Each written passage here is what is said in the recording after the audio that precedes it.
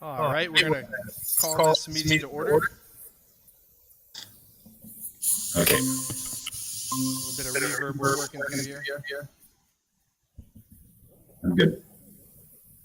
A little bit. The meeting's been noticed.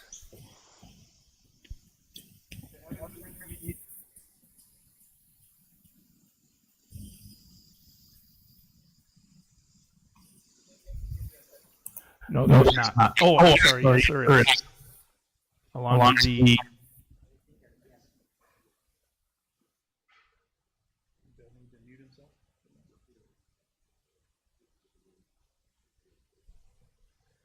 testing. All right. There we go. Yes, we do have one changed in the agenda, please. If we could please have 4A right after the public input session. So 4A right after 1G to accommodate our presenters and our guests. All right. Thank you for that, Mr. Russ. Any other changes to the agenda?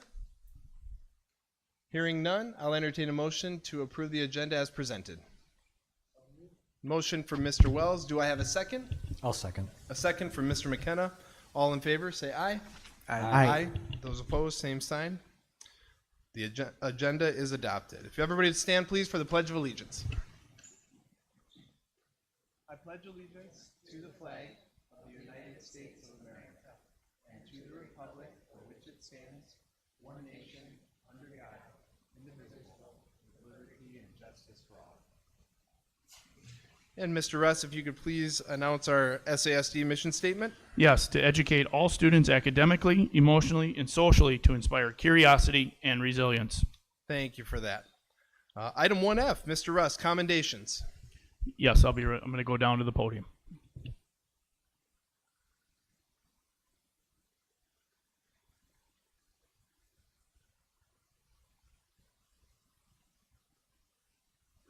Yes, we have two commendations tonight for the board to recognize two business partners that we have. I'd like to invite Sue Iverson from Pica Grove and Benny Mailman from Monroe County Publishing up to the podium area, please. Every year, every school district is able to submit business names who are local supporters of our district and the school board and our community. And this year, we were very happy to nominate Pica Grove and Benny Mailman for their contributions to the district. Briefly, Pica Grove, Sue, I think we want to get a picture here real quick, though. Pica Grove does a lot of our signage all around the district. They do all of our signage. They give us just great service, great customer service, and if something needs to be fixed, it gets fixed. But the design quality and the designs are, Miss Iverson's got a talent, a former art teacher at SHS, and her creativity puts, I know, mine to shame, to say the least. So, but I just wanted to recognize Pica Grove as a WASB Business Honor Roll by the Sparta Area School District. Thank you very much, Sue.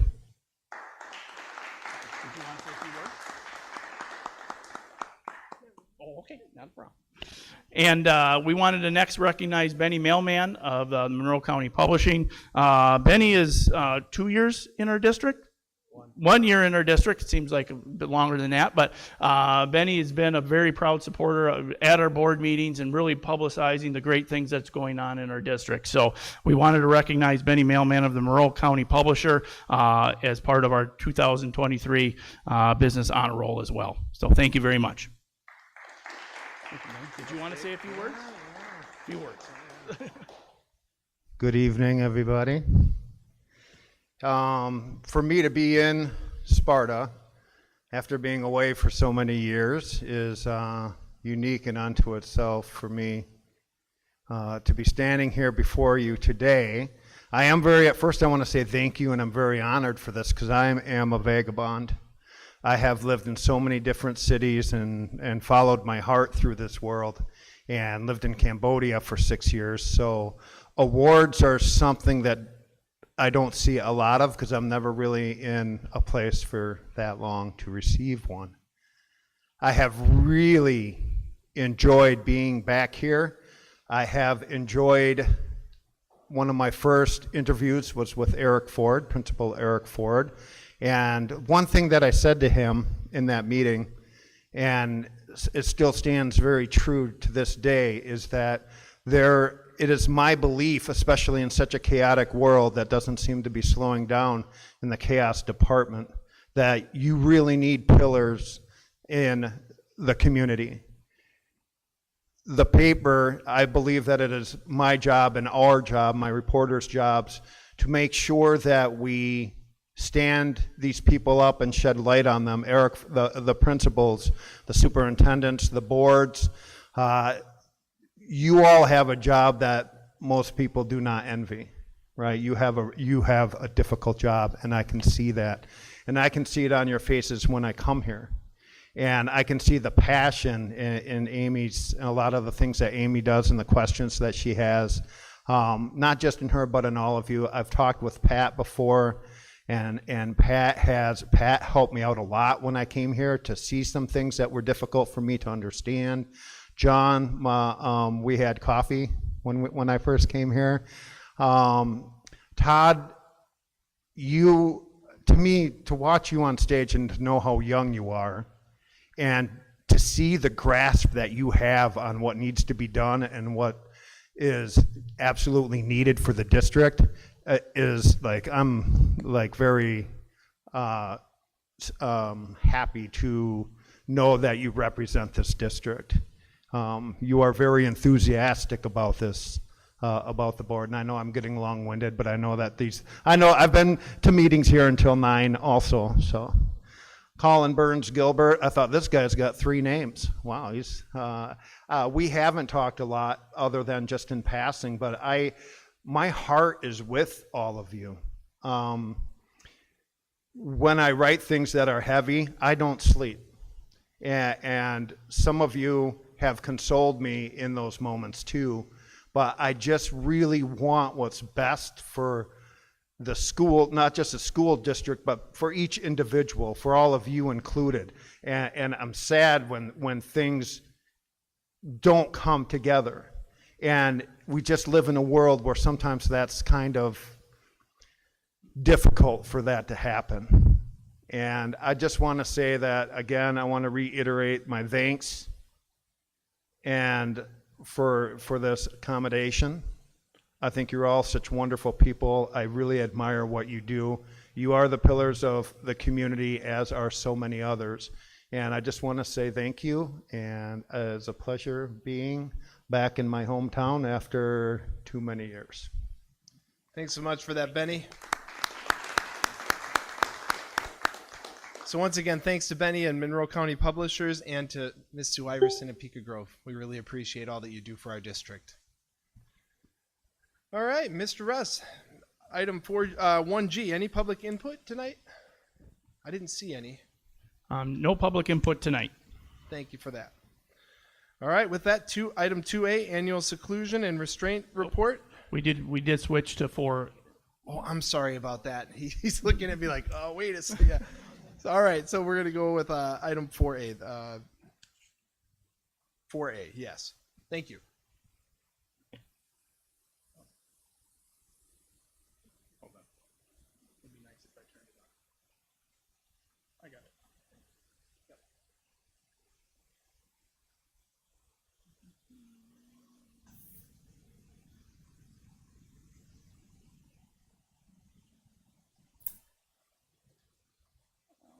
All right.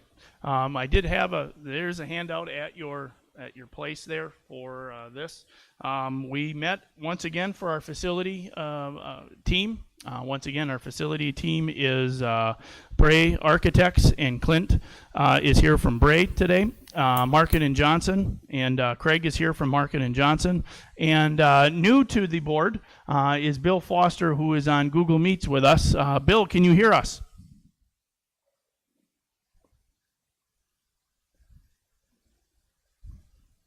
Well, we work on that. Bill Foster's from School Perceptions. All right. I lost your the audio for a little bit. Can you hear me now? We can hear you now, but we have some feedback we're working on. Okay.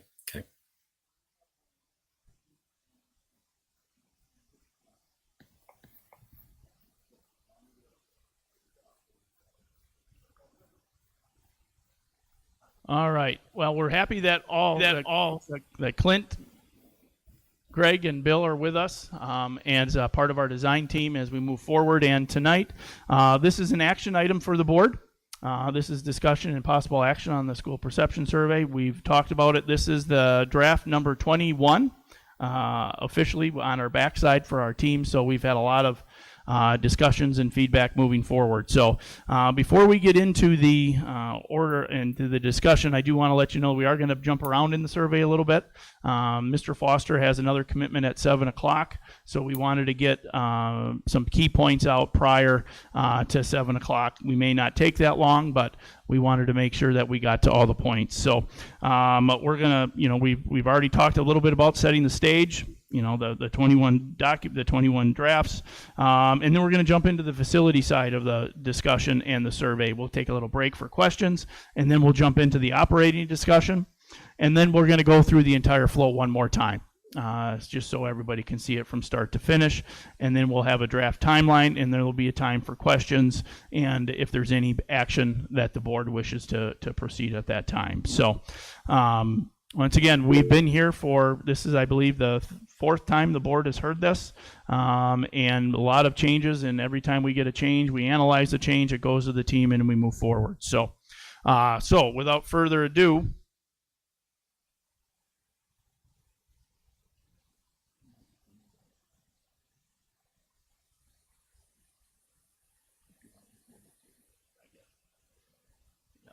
so the facility challenges, they have not gone away since the last time we talked. And this slide has not changed. We took the feedback from the QR code, that's in there. The building blueprint is in there, but this has not changed since the last time we talked.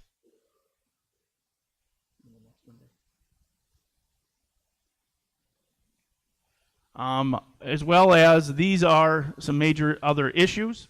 From district-wides, these encompass the red items, additional ideas for the high school boiler replacements, so just a little bit more specifics.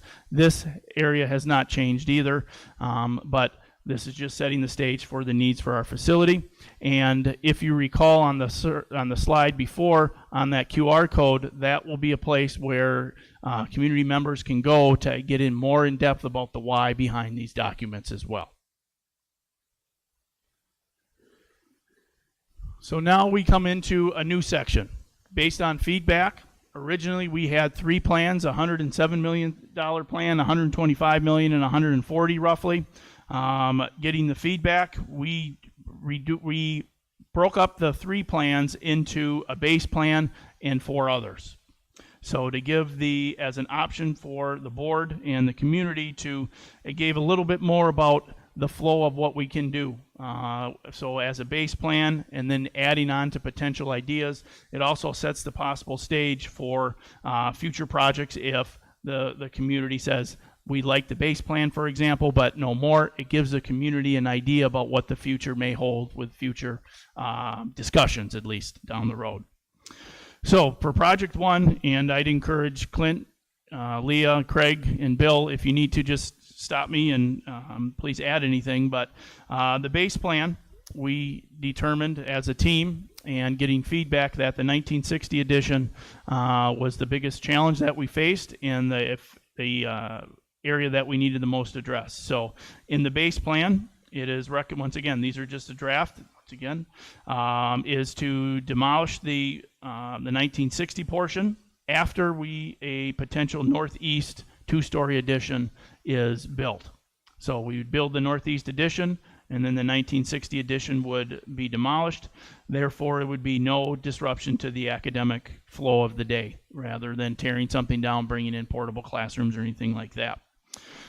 In addition, getting the front of the building to the back, building a new main office in the back, because the front right now where the buses go would be conceptually where the northeast two-story plan is. So you'd build a new main office there. The tech ed area, the metals area specifically, is currently detached, and it's in 1974. We would look to remodel that and attach that, rebuild that area to attach that to the district. And in the base plan, these were all the red items as well. Updates to all the other buildings minus Herman in those areas as well. In addition, we would look to do that new bus lot in the front of Southside Early Learning Center and rebuild the front entrance here in Meadowview for safety and security reasons. That base plan would be an $87 million plan. Yes. I think there's a typo in the first bullet point, repair/replace. Plumbing is in there twice. I don't think you got it there twice. Thank you. That's what we, yep. And once again, once this is done, it would go to the proofers as well and all that. But that's the feedback that we would definitely want to see. Okay, do that. Okay, and that is a cost of $87 million. Finances will cut to at the end. Okay.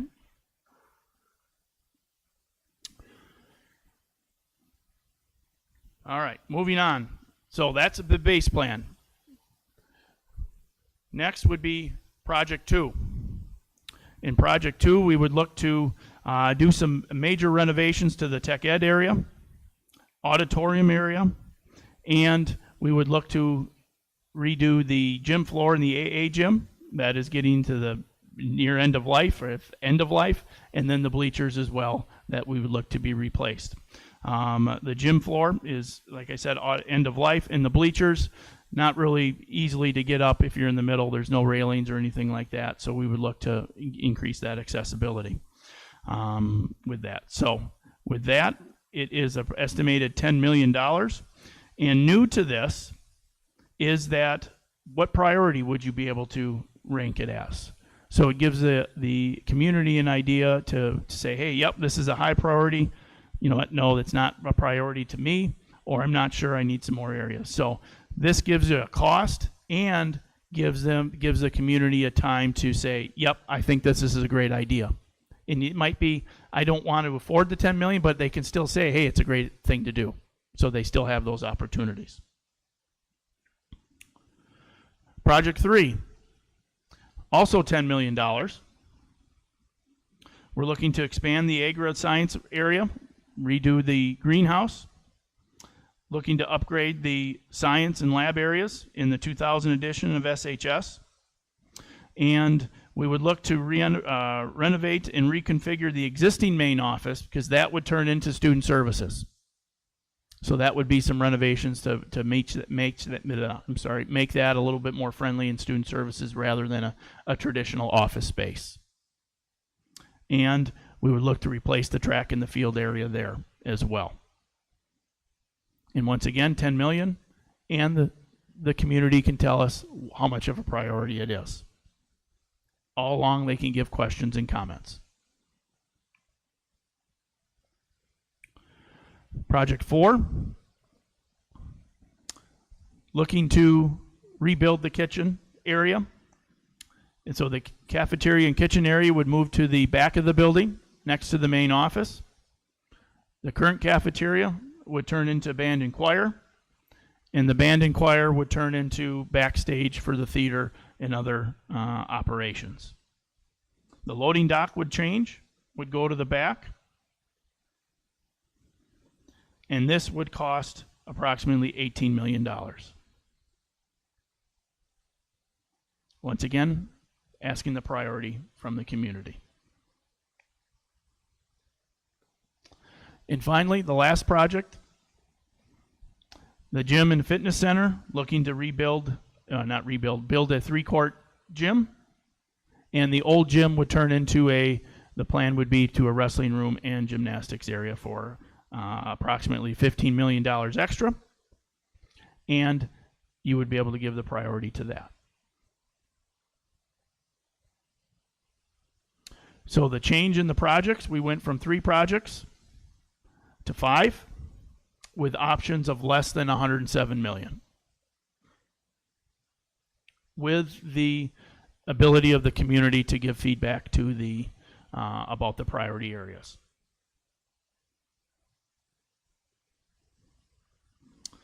And last, the funding support. This is where you take it all in, because once again, we could say, yep, this is a top priority, this is a high priority for 97 million, but the constituent could say that's just not, I would like to do that on the tax roll, for example. So you get a couple different, you get the priority and you get the tax base as well. The 87 million is an increase of 12 cents to the mill rate, or $12 for every property, $100,000 property value. And then 97 million, 107, 125, and then 140 million as stated on there. Mr. S., two quick questions. Okay, so when I look at the survey, Project 5 is actually at the bottom of page, this is really base level, but Project 5 is titled at the bottom of page 6. Can we move that to the top of page 7? Just so it's with, okay. Yeah, I already did that on my draft. Oh, perfect. Okay. And Yep. then the other question I have, and I know the answer, but I wonder if our taxpayers are going to be wondering, but under that potential facility referendum amounts, is it the estimated monthly tax increase or the estimated annual tax increase? Annual. And I wonder if we should place that in there so that we don't have questions about it. Okay. Any other questions or comments from board members? Before I get to Oh, yeah, those, go that's ahead, okay. go ahead. Ms. Hauser, do you want to talk a little bit about some assumptions here? Okay. So when we look at the mill rate increase and the corresponding tax increase, I just wanted to go over the assumptions that are at play for these numbers. So these numbers are based on an increase from what we're projecting our mill rate will be for 23-24, with the understanding we won't actually know our 23-24 mill rate until after our annual meeting. So you will adopt the mill rate at the end of October. The really biggest variable here is how much debt we defease this year. These are all based on a debt defeasance that equals what we defeased last year. So last year, our Fund 39 debt levy was $6,560,000. These assumptions are based on that same debt levy for this year. Okay, so a little bit later in the agenda, we'll be talking about what levies you would like me to bring to the annual meeting for feedback from our constituents. This survey is based on, at minimum, a debt levy of $6,560,000. Also, these numbers are estimating a 1% growth in property values. To put that in perspective, this year was a 9.2% growth, so 1% is very conservative, meaning that any growth over 1% would bring down the tax impact respectively. And then the final major assumption is the interest on the debt. The interest rate that is used in these projections is 5.25 to 5.5% interest, when in reality, districts are locking in debt of this nature right now in the low 4% range. So we also could have potential cost savings depending on how much we would lock in and when we would lock it in. So 5.25% is also very conservative. Are there any questions about those assumptions? Questions or comments from board members? I'm sorry, Todd, do you have a question about the finances before? I just want to have Mr. Foster say a few words if he wanted to. Yep. So. Yeah, so if we were to provide, because it's on the agenda tonight, if we were to provide a different recommendation or to change the mill rate anyway, would you advise us against that with this survey coming out, or what would you recommend? Yep.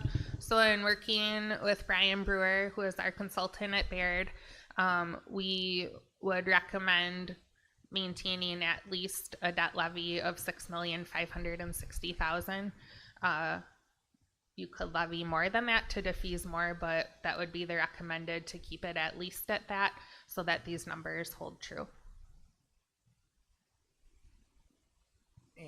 And what if we were to increase it? If you were to increase it, the mill rate impact would decrease. So a higher levy this year would decrease the impact in following years. By which amount, I wouldn't know until we'd have to rerun the scenarios to give you a definitive answer on how much of an impact it would have. Do you have a projected mill rate to that same amount of defeasance as this year? Yep, $6.76. Okay, thank you. Yep. Mr. S? Yeah, I just wanted to give Mr. Foster, anything you'd like to add, or maybe I missed, or to emphasize something in the survey?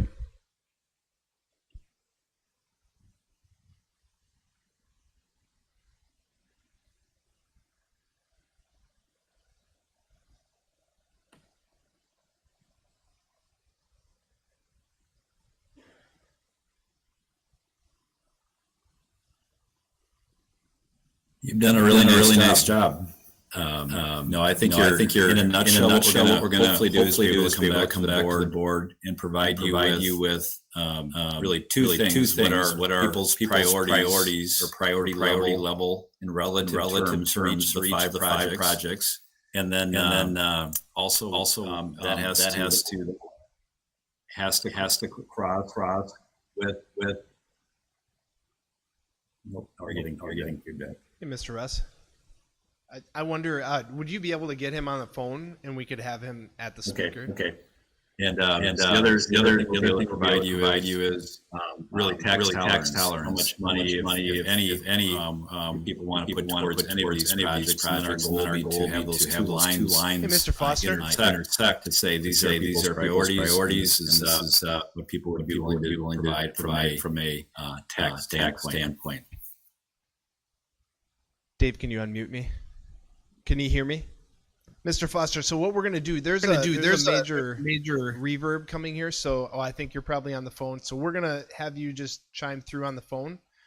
That way we don't have the reverb. So we're working through those technical difficulties. Just give us a second.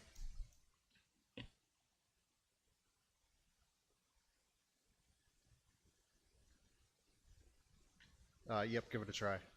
Okay, so I thought everything that you've said tonight has been right on track. In a nutshell, what we want to provide the board is really people's priorities as it relates to each of the five projects that we're going to be testing, as well as tax tolerance for the five projects starting at the $87 million level and then building up. So I actually think the changes that we've made over the last week are very good and will provide better data for the board. So I think it's a good survey right now. Thank you for that, Mr. Foster. Any questions or comments from Mr. Foster?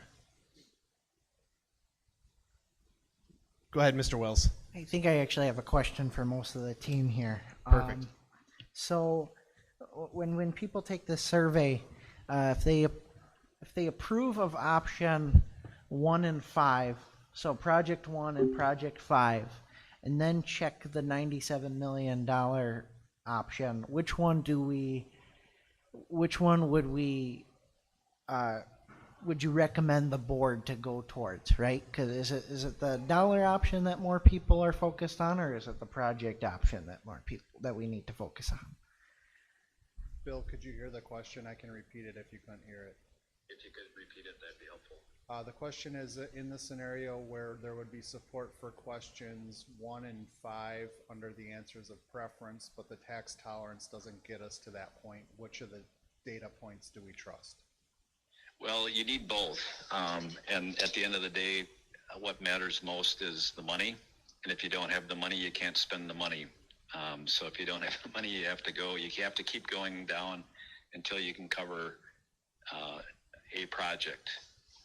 The way the survey is designed is that the base plan is really the beginning. Project 1 is what absolutely has to be done, and everything it would be additive on top of that. So you would need not only to understand the priority in addition to the base plan, but there would also need to be funds to support that. So at the end of the day, money wins. Yep, thank you. Further questions from board members? And you'll have another shot at more questions too, but we're just trying to picking it apart first. Mr. Burns-Gilbert, go ahead. Yeah, can you hear me, Bill? Is that okay? Oh, you repeat? Okay. Perfect. There we go. Thank you. I just was curious. So I had some thoughts on maybe adding some some components to the questions. I like the changes, being able to drill down priority and timing. Like those are all pieces that we're going to have to decide here in the next few months, right? Years moving forward. What are your thoughts and feedback on including other pieces in one of those questions that weren't necessarily part of the facility study?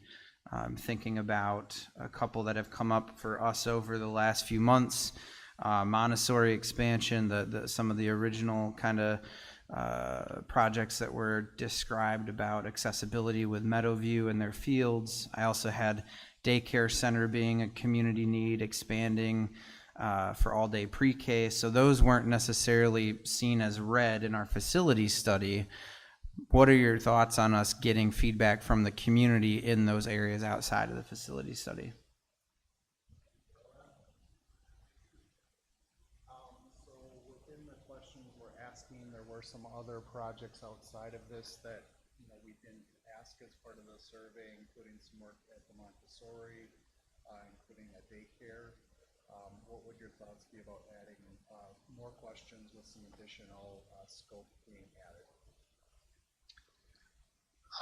Well, it'll make the survey longer, and I think we'll end up with a 12-page survey. I think if the board feels those are things that should be considered in front of the first 5 projects that have been identified here, then or equal to, then we might have to consider expanding the survey. I think the work we've done so far, these projects represent the highest priorities, and then after that, it just becomes we really want to, we're kind of at the max in terms of how many words are what we'd recommend for the survey. And at some point people will stop reading and not take it at all. So I guess unless the board feels those are really important to be tested and included, I probably would not include them at this time. Thank you. Further questions from board members? Mr. McKenna, I see you scratching your head over there. I guess this is probably a question for the entire team. I'm going to go down to base plan project number 1, demolish the structurally challenged portion of the high school and build a 2-story addition. So the structurally challenged portion was identified by Bray, correct? Okay, could you explain the structural issues that we're facing?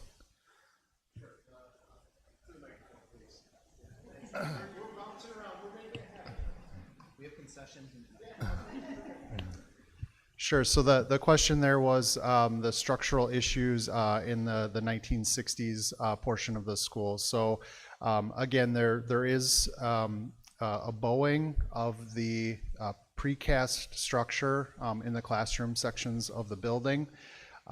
There's also some bowing of the exterior wall that exists.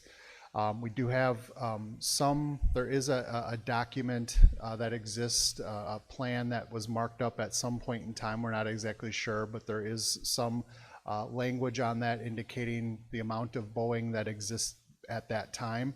We are aware the district has kind of looked at this or considered it at some point in time in the past. But again, kind of given the fresh nature of this, we had a structural engineer come through. The structural engineer that we work with does a lot of school work throughout the state, so they're familiar with a lot of different techniques and different structural systems that have been used. This precast, or I think it was even a post or pretension concrete system, was used. It was kind of, I won't say new at the time, but it was sort of in sort of its early stages of use at that time. Again, looking into the report. So the bowing that exists, again, the main concern is just longevity. We don't,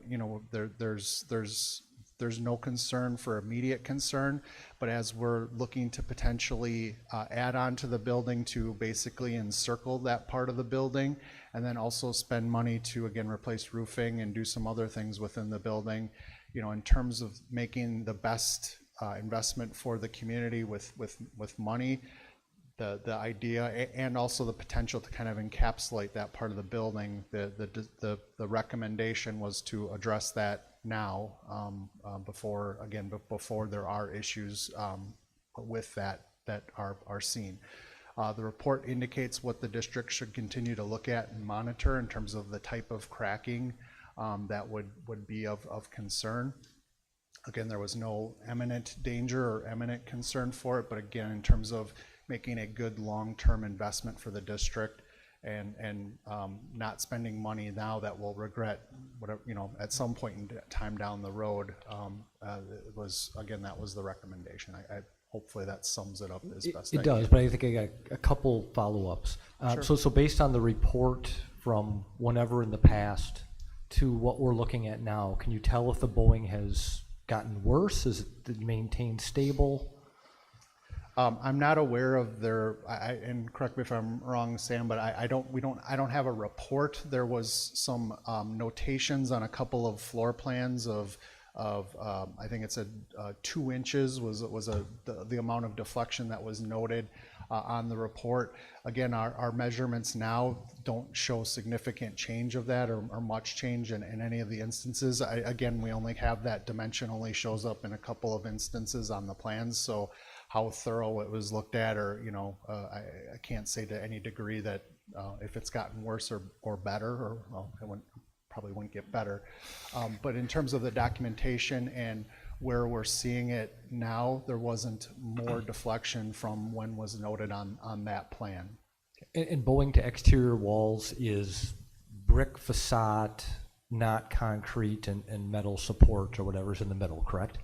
There is some steel in that exterior wall. They have pretty wide windows, so there's some steel lintels that exist above, and I think some steel columns that exist within the exterior wall as well. So, but yes, it's primarily a brick facade with some concrete masonry interior, as well as some steel support. So in your expert opinion, I mean, it sounds to me like this has been something that's going on for a considerable amount of time. We can't say when exactly or why. What makes that base plan priority 1 over all these other needs that we have that are showing deterioration?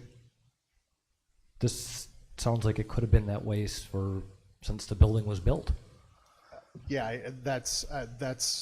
I think that could be something someone could think or say. I've heard rumor that the thought was those might have been installed upside down. Our structural engineer doesn't believe that was the case. He believes they may have been installed a bit green, and the deflection occurred as they were curing. I believe that's what he states in the report. He has mentioned that to me, but again, those are assumptions that we're making at this point in time. Again, I think the reason we're stating it as a need or a concern is, again, just kind of in the long-term best practice for the facility and spending the money. Again, kind of, one of the most common things we hear in this business is when you build a school, how long is it? I'm sorry, I got to probably hold this so Bill can. How long is the building going to last, right? And I think in prevailing kind of industry standards, while we don't build them like they used to, I still think the prevailing thought is, it's built for 50 years. We know in Wisconsin we take good care of things. They last, 75, 100 years. As we look at a 1960s building, which is, approaching 63 years old, there's some uncertainty there. I think given this is a public building, given, and I'm not trying to cause fear, but there's just a lot of unknowns where can we say with certainty it's going to last another 20 years or 30 years? Our structural engineers certainly, again, no imminent fear, but making an investment where I think we are making a 20-year borrow on a project that those funds have to last, and the certainty that system and that we won't see problems. There's no guarantee there. And like I said, the other thought is if we are going to build some additions around it, where making this fix at some point in time in the future, it's that much more difficult. Now we're sort of hollowing out the center of the building. So again, it's a little bit of making best use of taxpayer funds for the long run of that facility, as well as ensuring from the sequencing and perspective of things that we're doing things when we can, given it's accessible right now. And I'm not trying to be too hard on this one topic. No, it's but really when I look at it's a big issue. That is the core to every decision that we're making. If we decided to keep that as is, everything else in this entire plan changes. And I guess that makes me wonder, and no disrespect in this, but why are we taking the word from one architectural firm? If I got medical advice that says I'm dying, I'm going out and getting 2 or 3 ideas of how to keep myself alive. Do we know that this is the most important thing that we need to do with this money? I guess I'll take a little bit of this. Being with Market and Johnson, we work on construction projects all the time. We brought in our mason project managers to evaluate this. The big thing that stuck out to us was the rust, the thickness of the lintels over the tops of the windows all the way along I guess it would be the west side of the building. Those lintels have gotten very thick, and that's the only way that can happen is water intrusion. They were also the ones looking at the fact that there's an entire band of windows along that, basically around that whole 60s addition, but it creates a hinge point, and the top of the windows with the rust jacking is what's making that move, and that's what we believe is what's making that wall bow. So I guess that's, after evaluating it from our perspective, that's what we believe is happening, is that lintel is getting water in there somehow, bowing the sidewall along with, and I don't know the history behind the deflection in the precast, but it's certainly not normal. And I don't want to stop this conversation on the facilities. However, I did want to get to the operating side, because Bill's time is, he has about 10 more minutes max, probably. He's actually on site at a different place right now, joining us remotely. So I'd like, if it's okay, we'll come back to the facilities. Sure. Keep those, write those questions down, because we're going to come back to those and have those further discussions. So moving on to the operation side of things. The operating funding stayed the same, the capital referendum, the operational funding, and this will be the first part of this will be before the facility part, which we'll get to the entire flow of the survey in a little bit. And then the question comes up about the type of operation referendum, the reasons why: retain quality staff, increased operational costs, and I can tell you that Ms. Mansky is going to talk a little bit about a minimally funded mandate coming up in Act 20, about additional funds that will be required to designate for without additional revenue as well. So, but we feel that as a team, 750 is the appropriate amount based on the past history of our districts passing referendums, but it also matches the need we feel due to the fact that we've had not a lot of state aid. The $10,000 was for the last couple biennium budgets. Our federal funding of about $2 million will be exhausted and falling off at the end of the year.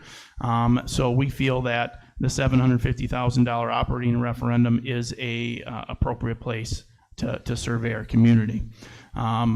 Once again, it's up for debate and board action. Act 141 is in play for our district. So either we have to wait 2 years to get to the low revenue ceiling, or we have to pass any referendum, operating referendum that is. So if you go to operating referendum for $1, it passes. The Act 141 goes away as it's written right now. So, but we really feel that 750 is the appropriate time, and it would be a 42 cents on the mill rate for a $42 per year for every $100,000 worth of property value, and we did put that per year in there as well. So, Mr. Foster, your thoughts on the operating side? Well, I would just echo everything you just said. I think it's we're going to survey, not to referendum. I think it's the right amount to test. I think it's dependable in terms of what the community has considered and supported in the past. And to get into the next level of explaining school finance is through a survey is, in my experience, would be impossible.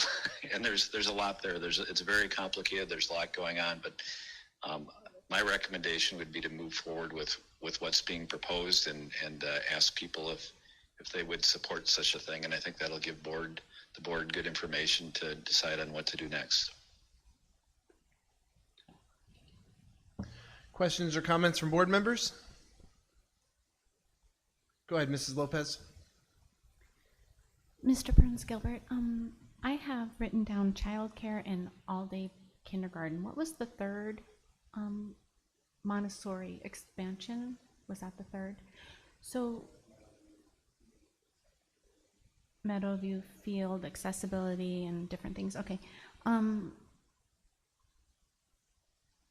All-day kindergarten, that would fall under the operating cost, correct? Is there maybe a few key words that we could include in the description that might be more meaningful to people besides utilities? For the operating cost, to answer your question with the full day, that would increase our operating, that would increase our revenue, because the state of Wisconsin right now gives us 0.6 for every half-day pre-K, and that would bump up to a 1.0 FTE. So we would get that additional 0.4 in operating revenue that we could use. The question we have and the challenge we have is that we have a space issue. Our current setup at Southside, not just using Southside as an example, our current setup at Southside would have a very difficult time accommodating a full day pre-K, because we run an AM pre-K and a morning AM and PM pre-K. So that means we need, in theory, double the classroom spaces for that. And right now we just don't have that capability at Southside. Montessori, they do have that extra space right now. I know there's some ideas about that, but they might be able to absorb some there. But we would probably have to be very creative at Southside if we wanted to keep all the full day pre-K and full day kindergartners there. And that's where part of our master planning had the additional classrooms and that additional gym in our master planning process, because when you add those full day kiddos, the cafeteria basically is no longer a functional gym space. It's basically only a cafeteria area with that. So we would need a functional gymnasium area. So that's part of a master plan idea if the state would go to all day pre-K and be reimbursed for it. I hope that makes sense.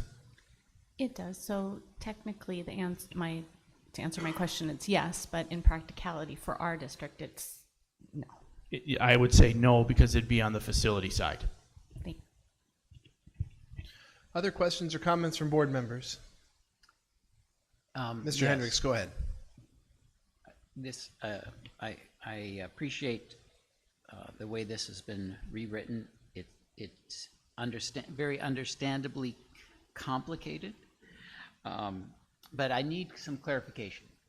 As far as the operational referendum, we're stating here that it would represent an annual tax increase of $42 per year. Am I correct that that's assuming that the facility referendum passes? Otherwise, we would have enough room based on the current property tax to absorb that as our debt falls off. And so really there wouldn't be any increase if the building referendum fails? Yes, I'll let Ms. Hauser state through those assumptions. You are correct.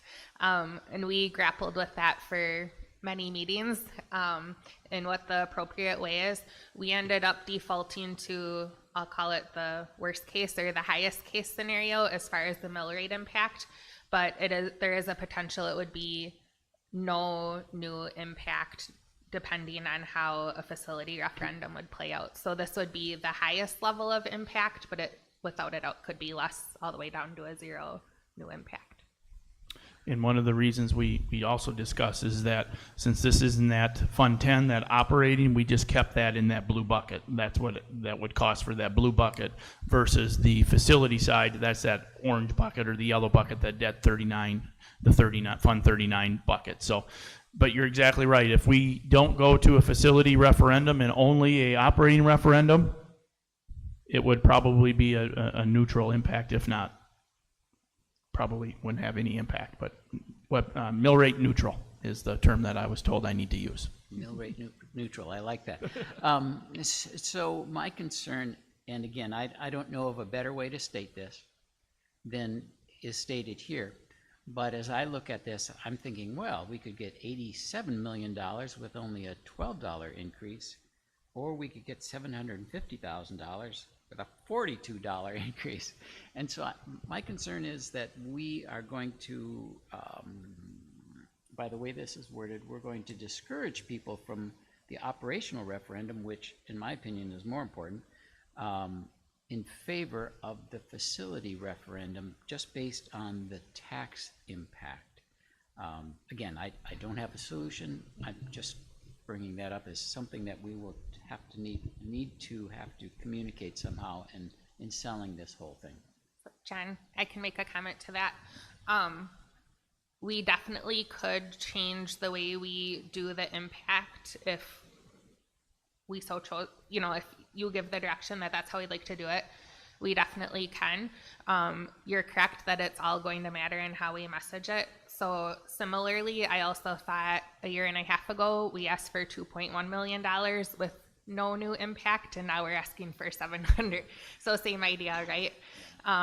So really the decision that we need to make is the defeasance amount that we used this year. I'm gonna round and say $4 million.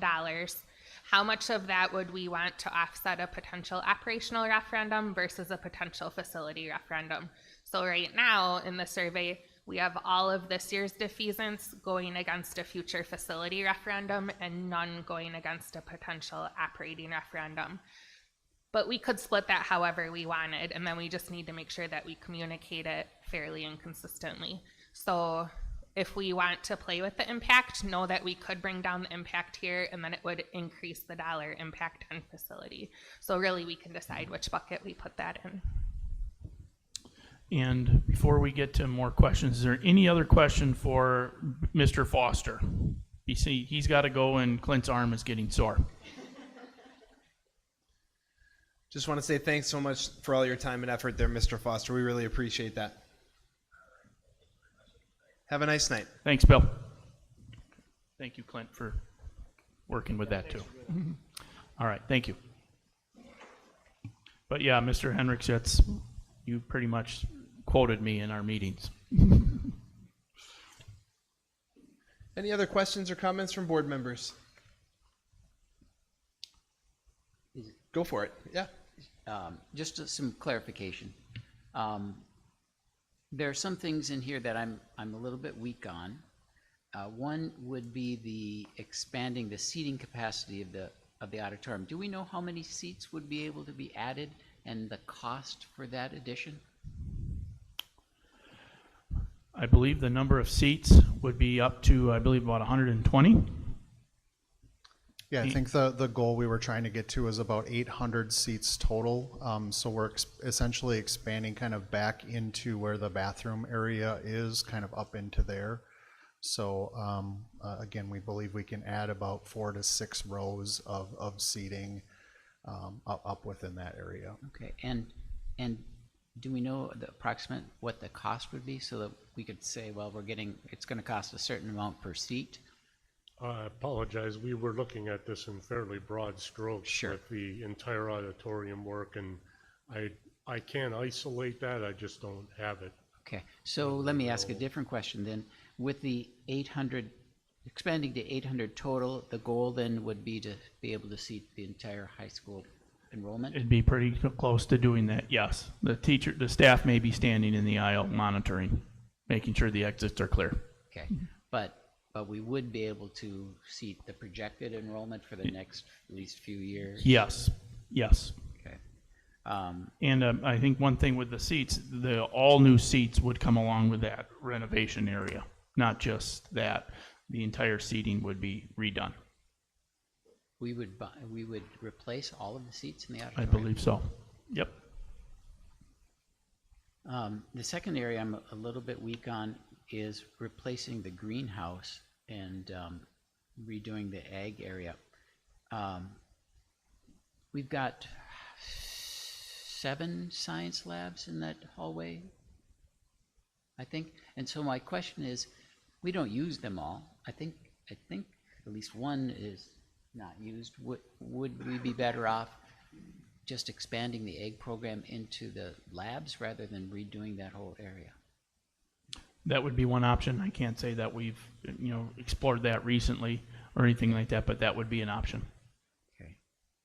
And lastly, the facility study doesn't have anything in it about replacing the bleachers. Were the bleachers evaluated as part of the facility survey? We did not, no. Again, that was, I'd say, sort of a combination effort with the district, kind of verifying the concern with the need. Again, we're not experts in bleacher operation and stuff, so that was kind of something that was considered, I'll say, after the fact of the facility study being complete, and kind of the goal to, as Sam, I think, described, to just kind of improve the accessibility and flow of people up and down the bleachers. I think also in conjunction with redoing the floor, kind of the time to do the bleachers essentially is at that same time, because you almost have to more or less remove the bleachers in order to get the floor redone in totality. So again, it was a little bit of a kind of a combined effort of those things. And do we know approximately what it would cost to replace those bleachers versus repairing the moving parts or whatever is troubling us? Well, I'll speak to that a little bit. Again, from a ADA code perspective, they like, if we were to build this as new, those bleachers likely would not be allowed to be put in because they don't have the hand railings and walk aisles. So as long as when we start touching those types of, it's okay, it's kind of grandfathered in because it was okay when it was installed at that time, but when we start to mess with it, that's when we start the kind of the code issues start to rear their head a bit. So making those modifications would be pretty tough to that existing, and I'll let Craig talk to the cost. Yeah, again, I don't have that right in front of me as an isolated line item, okay. But doing them in the past, it's they're going to be in the low 6 figures somewhere. Okay, thank you. Thank you, Mr. Hendricks. Further discussion from board members? Do you want me to go through the entire survey in totality and then we can continue our discussion? Sure. Yeah, let's do that. Okay. All right, so this is how it's gonna flow. This is our draft. Once again, this is a draft. The board will be able to take action and change. If we talked, some discussions about greenhouse, bleachers, that sort of thing, that can go. So it welcomes the family and sets the stage. Once again, there's 2 ways to take it, online, or you can get a paper copy. Our Hispanic families can contact us and they will get a copy sent to them in Spanish. This is coming from me at this time. Originally the board was on it, but decided to have this sent from me at this time. Once again, just sets the stage for the survey. This wording has not changed since the last time. Respondent information, once again, it really gets the demographic information, where they live, the primary residence, children attending, employee, and that sort of thing. And It gives a little scale there. How likely would you refer the Sparta Area School District to a friend or family member? And gives an opportunity to give us some feedback. What do you think is special or unique about our district? Once again, same questions as has been in the past. Sets the stage with our financial background with our mill rate, with it decreasing since 1920. And that 734 is a projected one that has not been set yet. We've talked a little bit about that right now. And then in a future item, as Ms. Hauser said, we'll be talking about what to put on for a mill rate for all of our publications for the annual meeting. The types of referendum funding, the capital referendum and operation referendum. Talks a little bit about the federal funds dropping off. And then it goes into the question for the operations. Would you support it? And it gives a tax tolerance with that as well. Next, it jumps into our facility challenges. Once again, there's that QR code that will go to our website with a lot more detailed information about the needs. And it goes through other district-wide building issues that we're looking to address. Followed by the base plan, like we went through already, and that is an $87 million cost. Then project 2, at approximately $10 million, and a priority. Project 3, $10 million in priority. And once again, there's nothing set in stone with these are ideas that we came out of a project 2 versus 3. If we get a tax tolerance of 97 million, for example, that's further discussion for the board to what put in that 87 million or 97 million or even 87 million. Project 4, talk about the cafeteria relocating to the west side and the fine arts where the band and choir area is, and the band and choir area moved to the cafeteria area. That cost is approximately an additional 18 million. Oops. Sorry, wrong one. There's project 4 with the price tag about 18 million. And then project 5 for a total of about 15 million with the 3-station gym and fitness area. And then it goes to the funding support. And it's got what other information do you need before making a decision. Give some feedback. And that is the end of the survey, and then their last page is where you put your address and that sort of thing on there. Timeline, if you wanted to continue with that. Once again, if this is a go from the board, go to the printers, a proofer, and that sort of thing based on the feedback we get tonight. And if everything goes well, it hit the mailboxes about the 16th of October. Before that, we email the staff with the survey. They get to take electronically, and it's segregated if you don't live in our district. So all of our staff take it because we want to know what they feel or what they think. However, when you start talking about voters and eligible voters, those get pulled out of that data.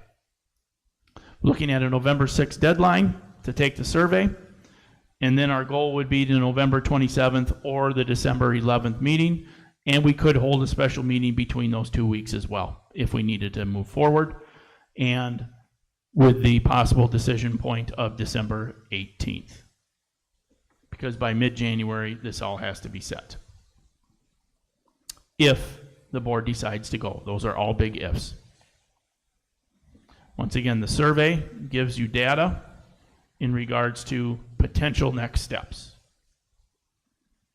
Ms. Hauser wants to add a few words. I just wanted to reiterate with some of the specific questions about the survey as far as a specific project.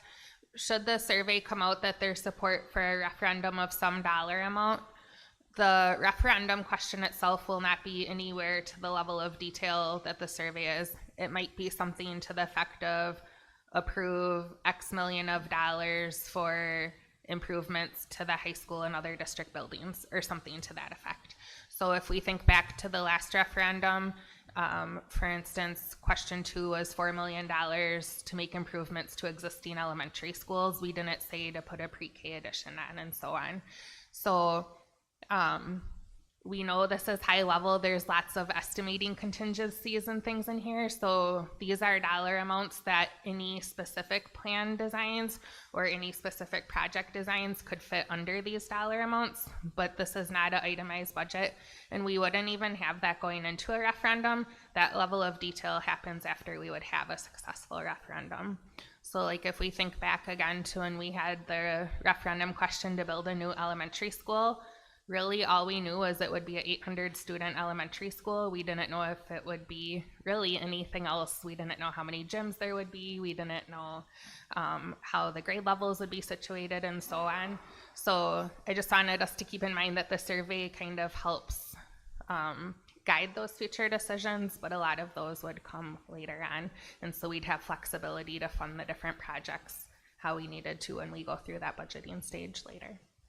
I think that's a really large aspect to this survey for myself. I feel like I can get behind this because we are talking realistic numbers now, right? So the thing that I really want the board to remember though is while they can pick projects, we're not locking into anything here, team. All right. So just so everybody's aware of that, it's if they pick a certain project, it's to give guidance to the board. It's not to tell the board this is what you're doing now. So keep that in mind. Like we need to figure out what level the community is looking to support, and so we give a number of projects to add and subtract based on the baseline, but just we're not locking into anything. This is just basic survey, so we have good information and community input on how we can make the district better. All right, other comments from board members? Mr. Hendricks, I saw your microphone go on there. Yeah. Go for it. So I saw that the projected costs include $5.6 million for roofing needs. And so, first of all, let me back up and say I was so worked up about this roofing issue, but I didn't know that there was this, and it was my fault I didn't know that there was this very extensive roofing survey done. But my question still is, does the projected costs for the roofing needs take into account roof warranties that are available to us?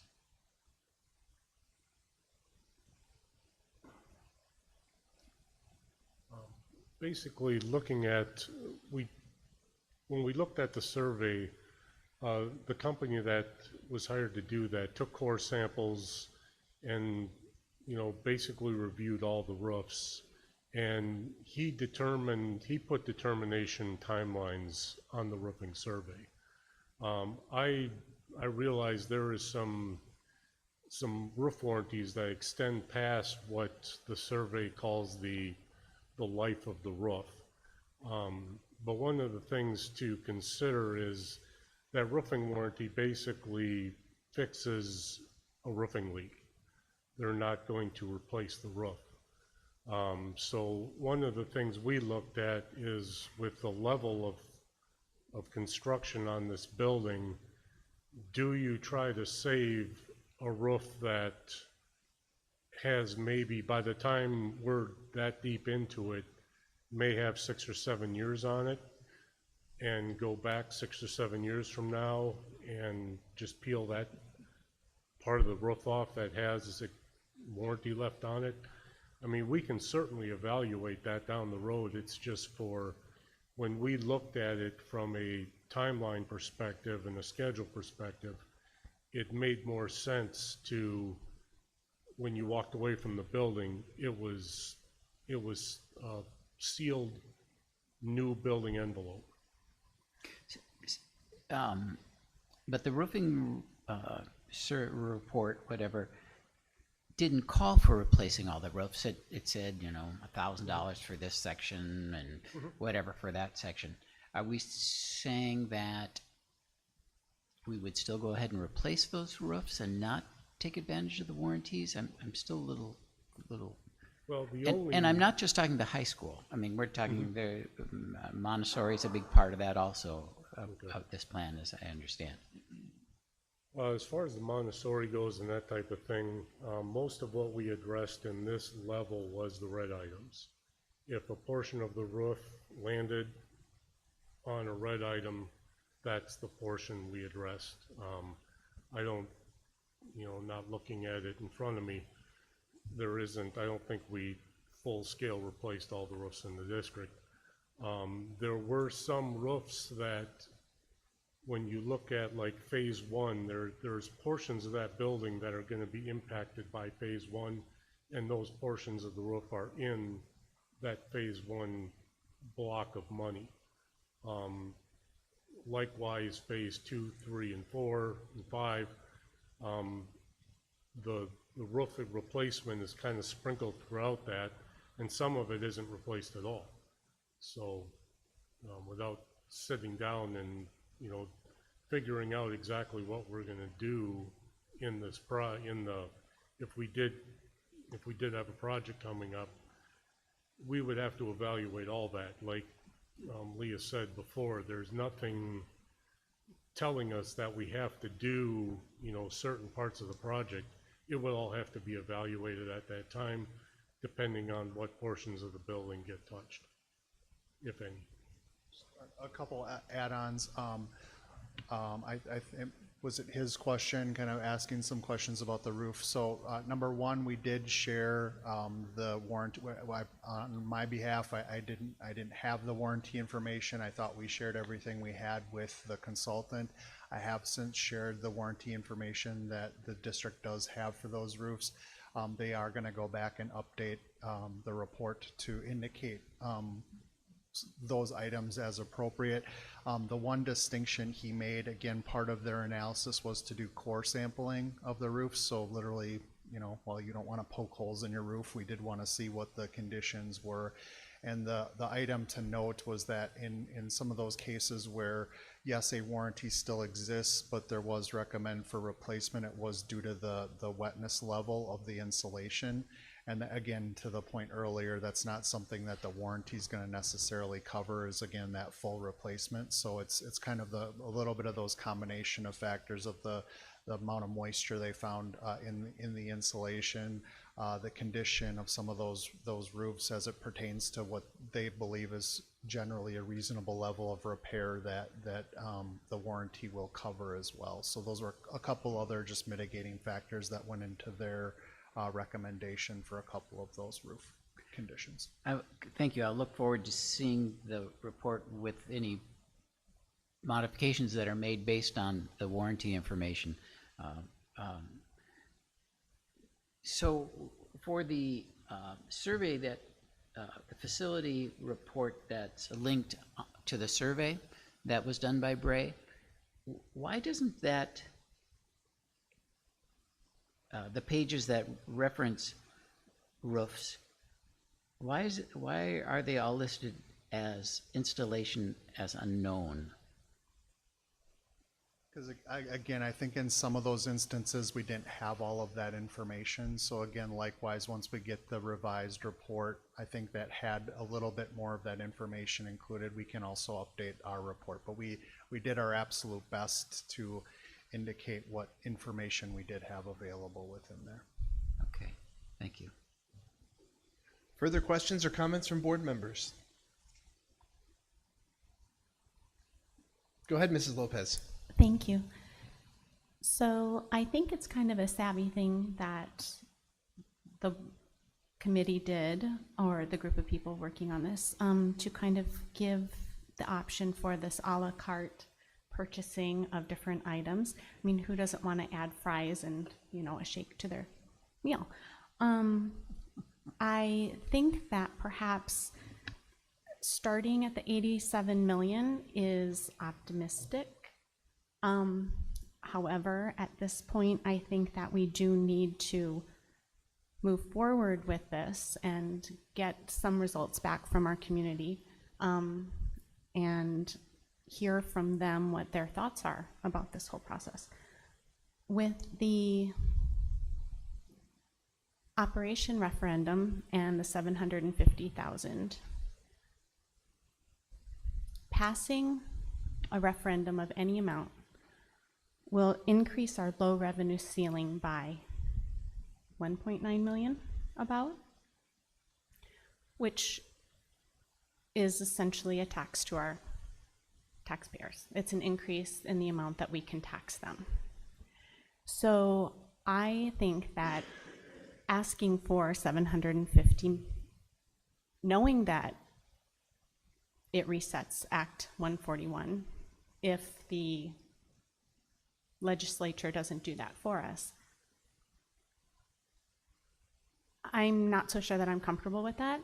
I very much like a very clear message going out what Act 141 meant to us and how it could be reversed and helpful for our district, and you know, it can apply to operations, and not ask the community for the additional $749,999.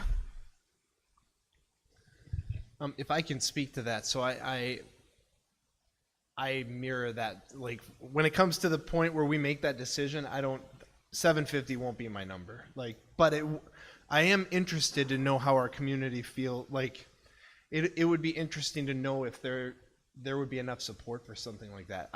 Based on the past and the history, I don't know that that's possible. And again, even if it did pass, I don't know that that's the number I'd be in favor of personally, as speaking only of myself. But I actually don't mind having that number on here because after thinking about it, I don't mind having that number on here because it'd be interesting to see if we were surprised. I mean, I don't think we will be, but maybe we could be. So that's my thought process with it. Even, again, it's a survey. That's not the number we're asking, but given the circumstances, I'm kind of interested to see if we could get that or not. I just want to be sure that the district is completely transparent. Absolutely. And, Mr. Russ, go for it. Yeah, and if the board, so again, this is an action item. So if, you know, the $1 or the, you know, Mr. Scholze, you mentioned you're not sure about a number, this is an action item. So if it's up to the board if they want to make adjustments or anything like that, or recommendations, it's in the board's court here. Or we stay with 750 and we move forward. Mr. Scholze? Absolutely, Yeah. Okay. I just wanted to help explain a couple of things. So the 87 million, why we picked that number. At 83 million, it's the net neutral tax impact. I learned through our last operating referendum that communicating that we can get something for no impact on the mill rate was very difficult and challenging for people to understand. And I wish we would have brought this up when we had Bill Foster on the line, but he echoed the same thing when he, through all of his experience and surveys and things, it's very, very hard to communicate and for people to understand how they can get something for nothing. And so that's why we actually picked the 87 million, it was something slightly higher than the 83 million, which was the net neutral impact, but a big enough step down from where we originally started. So that really could say 85 million or 89 million or so on, but we would recommend something a little bit higher than 83 million, just for reference there. And then as far as the 750,000, whether 750 is the quote unquote right number or not, I just want to remind us of a couple of budgetary things. So this year we're using 2 million of ESSER in essence to balance our budget. We have a lot of staffing coming out of there. This year's budget also includes minimal for capital projects. So again, maintaining our buildings so that we don't get to where you know, in another 20 years, we need a massive facility referendum for things that we could do a long time. Also, we have a very minimal technology budget this year. We pushed off iPads last year and we're pushing them off again another year. We also have projectors in many of our schools that are at end of life. There's some really expensive technology things that we've been pushing off. And then we also know that our CPI projection for next year will probably be in the 4, 5, 6% range, and we know benefits continue to climb. So where I'm getting at with that is if we roll exactly what we're doing this year forward another year, even with getting 141 repealed, we would still have to make budget cuts because we know other costs are going to continue to rise. So that's why I'll say 750,000. It wouldn't be new additional spending necessarily. It's we have things we've already pushed off a couple of years, and we know certain costs will continue to rise. So even if we get the additional, and I am very sensitive to the taxpayer situation, but I just want us to keep the operating budget in mind as well. And I am not saying in any way that I don't feel as though our operating budget needs to increase. I do think it needs to increase, and that is why it is so absolutely imperative that an operating referendum passes, so that essentially the drop in ESSER funds is made up for by that increase in the low revenue ceiling. That's where I'm coming from, and anything on top of that is dessert, that cherry. So I appreciate what you said, Mr. Schulze and Ms. Hauser. I thank you for that. Further questions or comments from board members? Mr. McKenna, go ahead. I make a motion to approve the school perception survey as written. Can I ask for well, do I have a second? I'll second that. All right, I have a second from Mr. Wells. Can I just ask for just if you'd be open to a minor adjustment of adding the Board of Education back to the front of the survey so that we come at this unified as a team?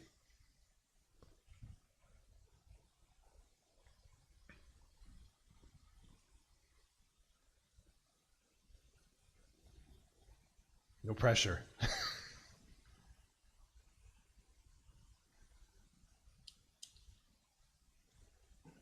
I think I'd like to leave my motion as stated for now. Thank you. All right, should we do a roll call? All right, let's do it. Okay, any further discussion? Yes, thank you. So, given how hard the district administration and the committee and the support people have worked to address the concerns of the board, I would like to see our names go back on there. And so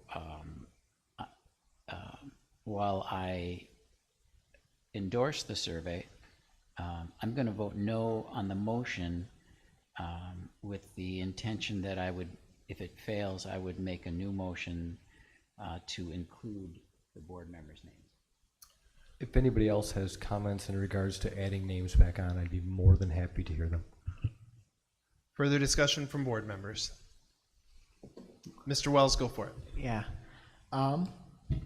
Just in light of that, I think one of our main problems when we had our previous operating referendum and why it failed was because there wasn't full board support, and that could have been the main reason why there wasn't full community support. And I fully support this survey. So if my name being slapped on it adds value to it, then I would say that it should be. Thank you for that, Mr. Wells. Further discussion from board members? I will just say I'm in full support of adding our names to this now. Our administration went back to the committee. They made $30 million worth of adjustments to reduce that amount of money to try to meet our requests and our wants as far as what we expect or would think our constituents are looking for, and that's the reason I would happily endorse this. They went back to the drawing board for it. I'd like to amend my motion, if I could, to approve the school perception survey as written with the addition of board members being added to the opening letter with Mr. Russ. Thank you for that, Mr. McKenna. Do you share the second? I maintain my, yeah. I would share the second. All right. Any further discussion on this? Hearing none, roll call. Mr. Schulze? Yes. Ms. Lopez? Yes. Mr. Wells? Yes. Ms. Behrens? Yes. Mr. Burns-Gilbert? Yes. Mr. Hendricks? Yes. Mr. McKenna? Yes. Motion carries 7-0. Thank you so much to the committee. Thank you to administration for all your hard work on this. We really appreciate how many drafts now. It was at 16 before. It'll be 22 with John's change for the plumbing. Perfect. It's not a record. Well, maybe we need to keep going. Yeah. So, well, thank you very much. Looking forward to seeing what the results are, and we put a lot of hard work in, but it's really it's nothing compared to what the data is going to show us, and that's why we're very excited to continue this work. So, thank you very much. Appreciate it. Thanks and thank again, you to team. Bray, Markin, and Johnson School Perceptions and the entire team. All right. With that, an hour and a half later, let's get to item 2A, the annual seclusion and restraint report. Ms. Mullen. All right, thank you. We'll see if Mr. Russ can get us back there. All right. Yep, he's getting there. Very close. All right. Woo. All right, so the annual seclusion and restraint report is an annual report that is required by Wisconsin Act 118, which is the law that addresses the use of seclusion and restraint in Wisconsin schools. So first, a few definitions as a reminder. So seclusion, the definition is the involuntary confinement of a student apart from other students in a room or area from which the student is physically prevented from leaving. So the most important terms there is that the student is physically prevented from leaving, meaning like if a door was blocked or something of that nature. And seclusion may only be used as long as is necessary to resolve the risk to the physical safety of the student or others. Restraint is physical restraint means a restriction that immobilizes or reduces the ability of a student to freely move his or her torso, arms, legs, or head. So it could be some type of a hold. And it may only be used when a student's behavior presents a clear, present, and imminent risk to the physical safety of the student or others. And it's the least restrictive intervention that's feasible. So basically the way I like to think of seclusion and restraint is that it is prohibited.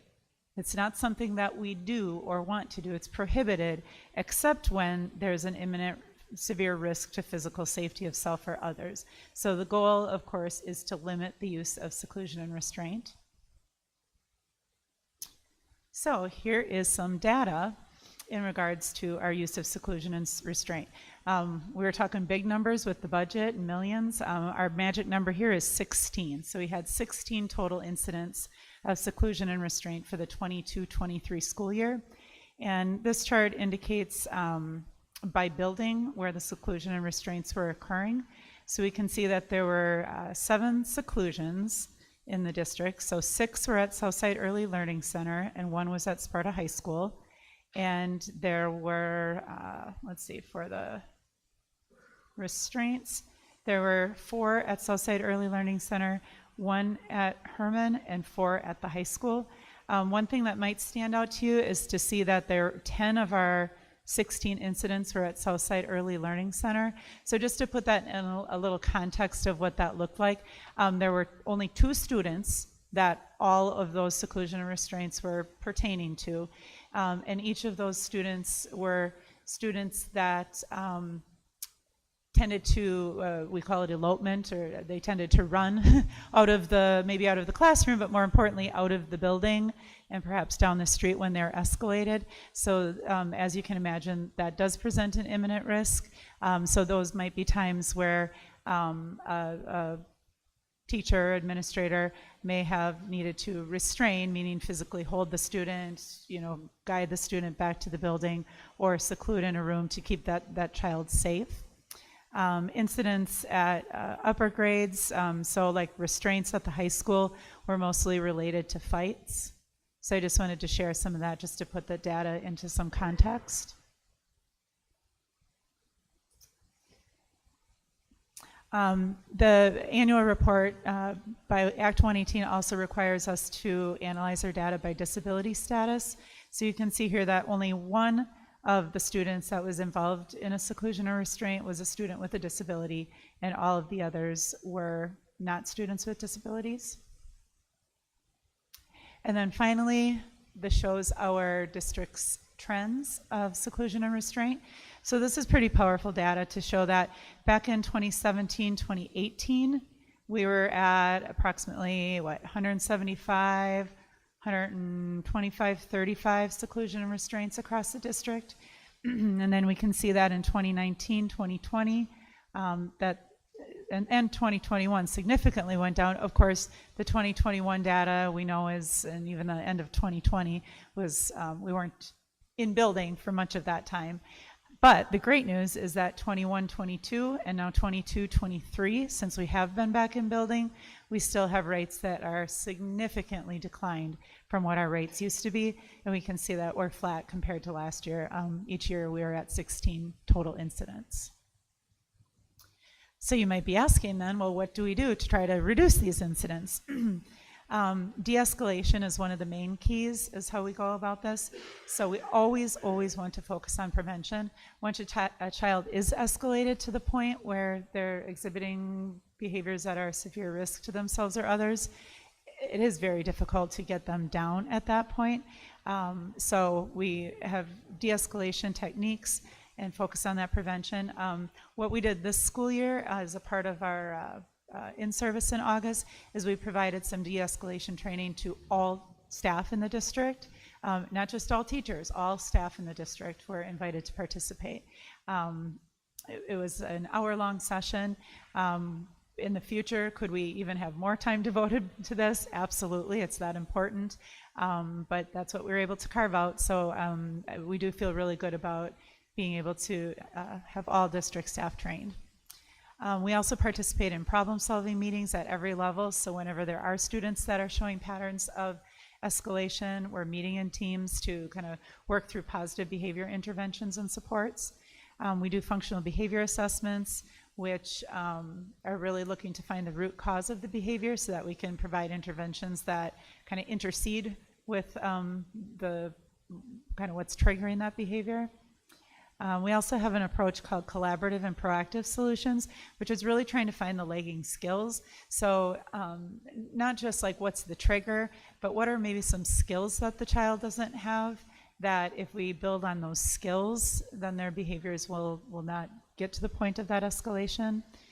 Social emotional instruction, mental health supports, and there is a requirement for us to debrief, have a debrief meeting after any incident of seclusion and restraint, so that immediately we're focused on, all right, what happened, what could we have done to potentially prevent it or do something differently, and what do we have to do moving forward to prevent that continuing with that particular student.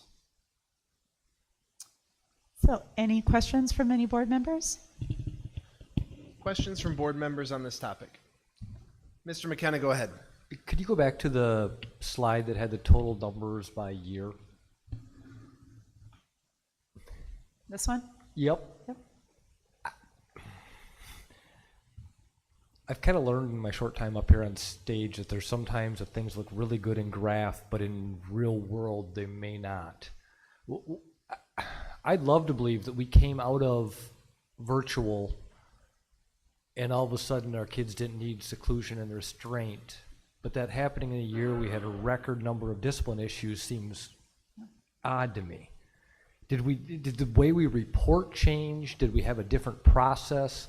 I mean, what does this look like in a 7-year-old at Herman has a fit and decides to throw chairs and bang lockers? Because we don't want to use seclusion and restraint, do we let it happen? I mean, where does real life cross into something obviously changed, I think? So that's an excellent question.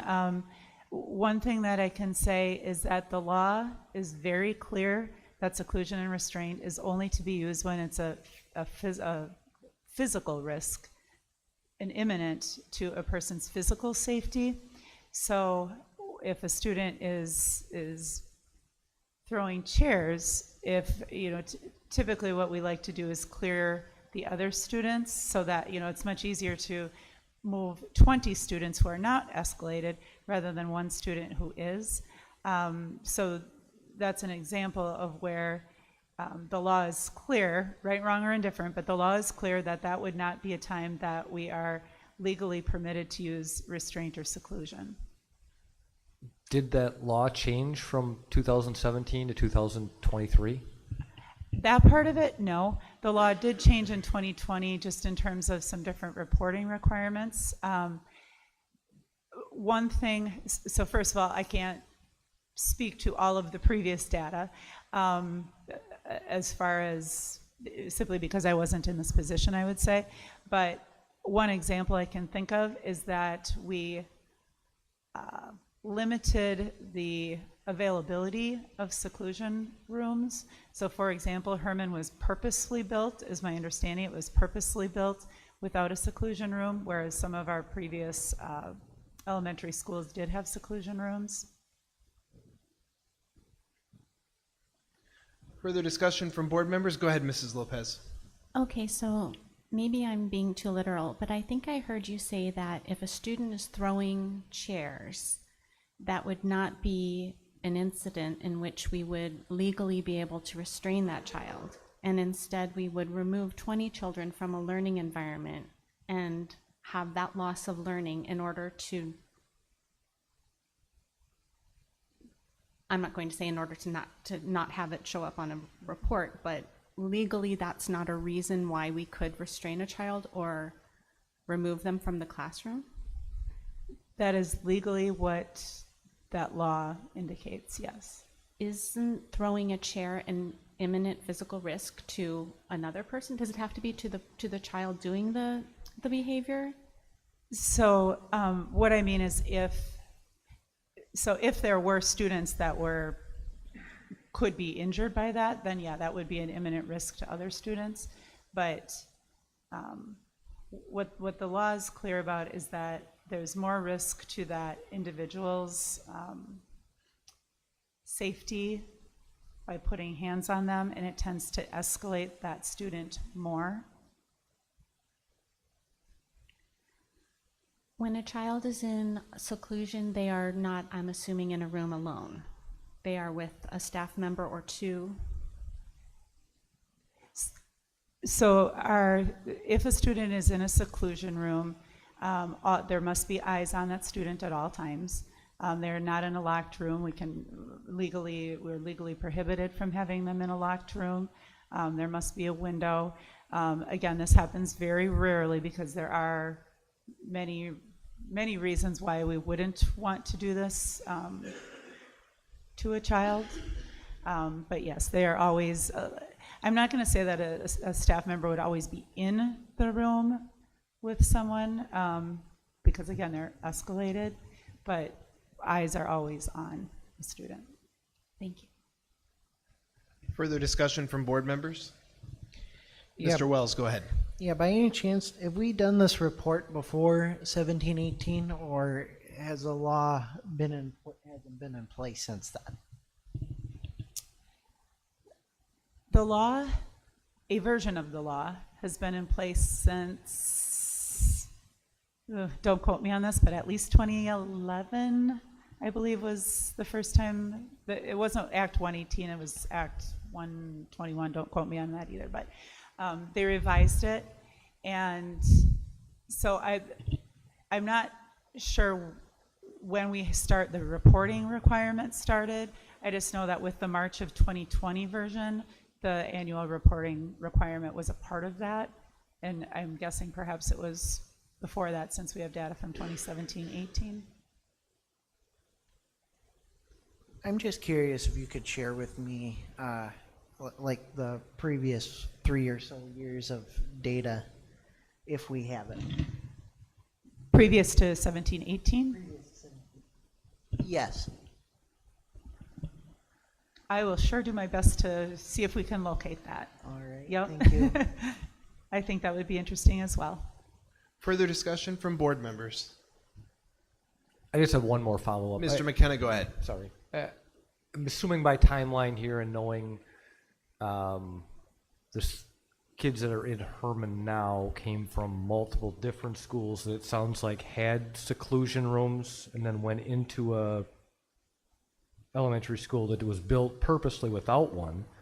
Was seclusion the norm in those other schools when we were in Lakeview or spread to the other schools that became Herman? I would not say the norm, but I can just think back to my, experiences, not in this role, but in my previous role in the district. Was it used more frequently? Did I see it being used more frequently? Yes. The law has continued to evolve, and I think with that, it's just become less and less of a practice. Okay, thank you. Further discussion? Go ahead, Mrs. Lopez. I had one more follow-up question too. Part of the component, or one component in this reporting, or the result of the reporting can be that a school is kind of labeled as a continually dangerous school or something to that effect. I'm not sure. I know I don't have the words exactly correct. Is that a certain percentage of seclusion and restraints when the school gets labeled with that, or what is that threshold? Are you familiar with that or able to give me an answer? I am not sure. I would have to look into that and get back to you. Okay, I would appreciate that. Yeah, absolutely. Thank you so much. Further discussion from board members? I guess I want to preface this with the fact that I don't think that this is localized to Sparta Area School District, right? So what I'm about to say, but I think that the 22-23 number makes me a little nervous, because I feel like, again, speaking with our staff in scenarios and situations, we had more behavioral challenges coming in last year than we had in previous years. Had we been to 100, that would have been, looking at previous data, there's obviously a dip through a pandemic, and then we're still seeing a reduction from 2017, 2018, and then 2018, 19. I would consider 100 a win. I'm concerned that our staff is really overwhelmed with scenarios and situations that are playing out in the classroom, and that maybe stuff's not getting reported just because they're just trying to do the best that they can. Not that they're intentionally not reporting it, but I'd be interested, and I'm hopeful that as administration we can make sure we're supporting where we need to support and to the best of our abilities with that support. Yeah, and I can tell you, obviously the data is as good as that's reported to us, but the focus on the de-escalation training, our staff in this year is probably the first time we put everybody through it at once at different levels, including educational assistants. So they're starting to look at, and part of the SEL trainings coming in, starting to realize the triggers of what happens, so we can remove a student before things get broken, before they get escalated. Our staff are being trained on what happens with this student before they start to go back and forth in their chair, they start to do this, those little things, so that we can intervene early and say, oh, little Sammy, it looks like you need to take a little break, and let's go through that. So it's really started when Miss Kulik came. One of her priorities is to reduce this, and whether the law is the law, but if I start flipping everyone's table over, we're moving the boardroom.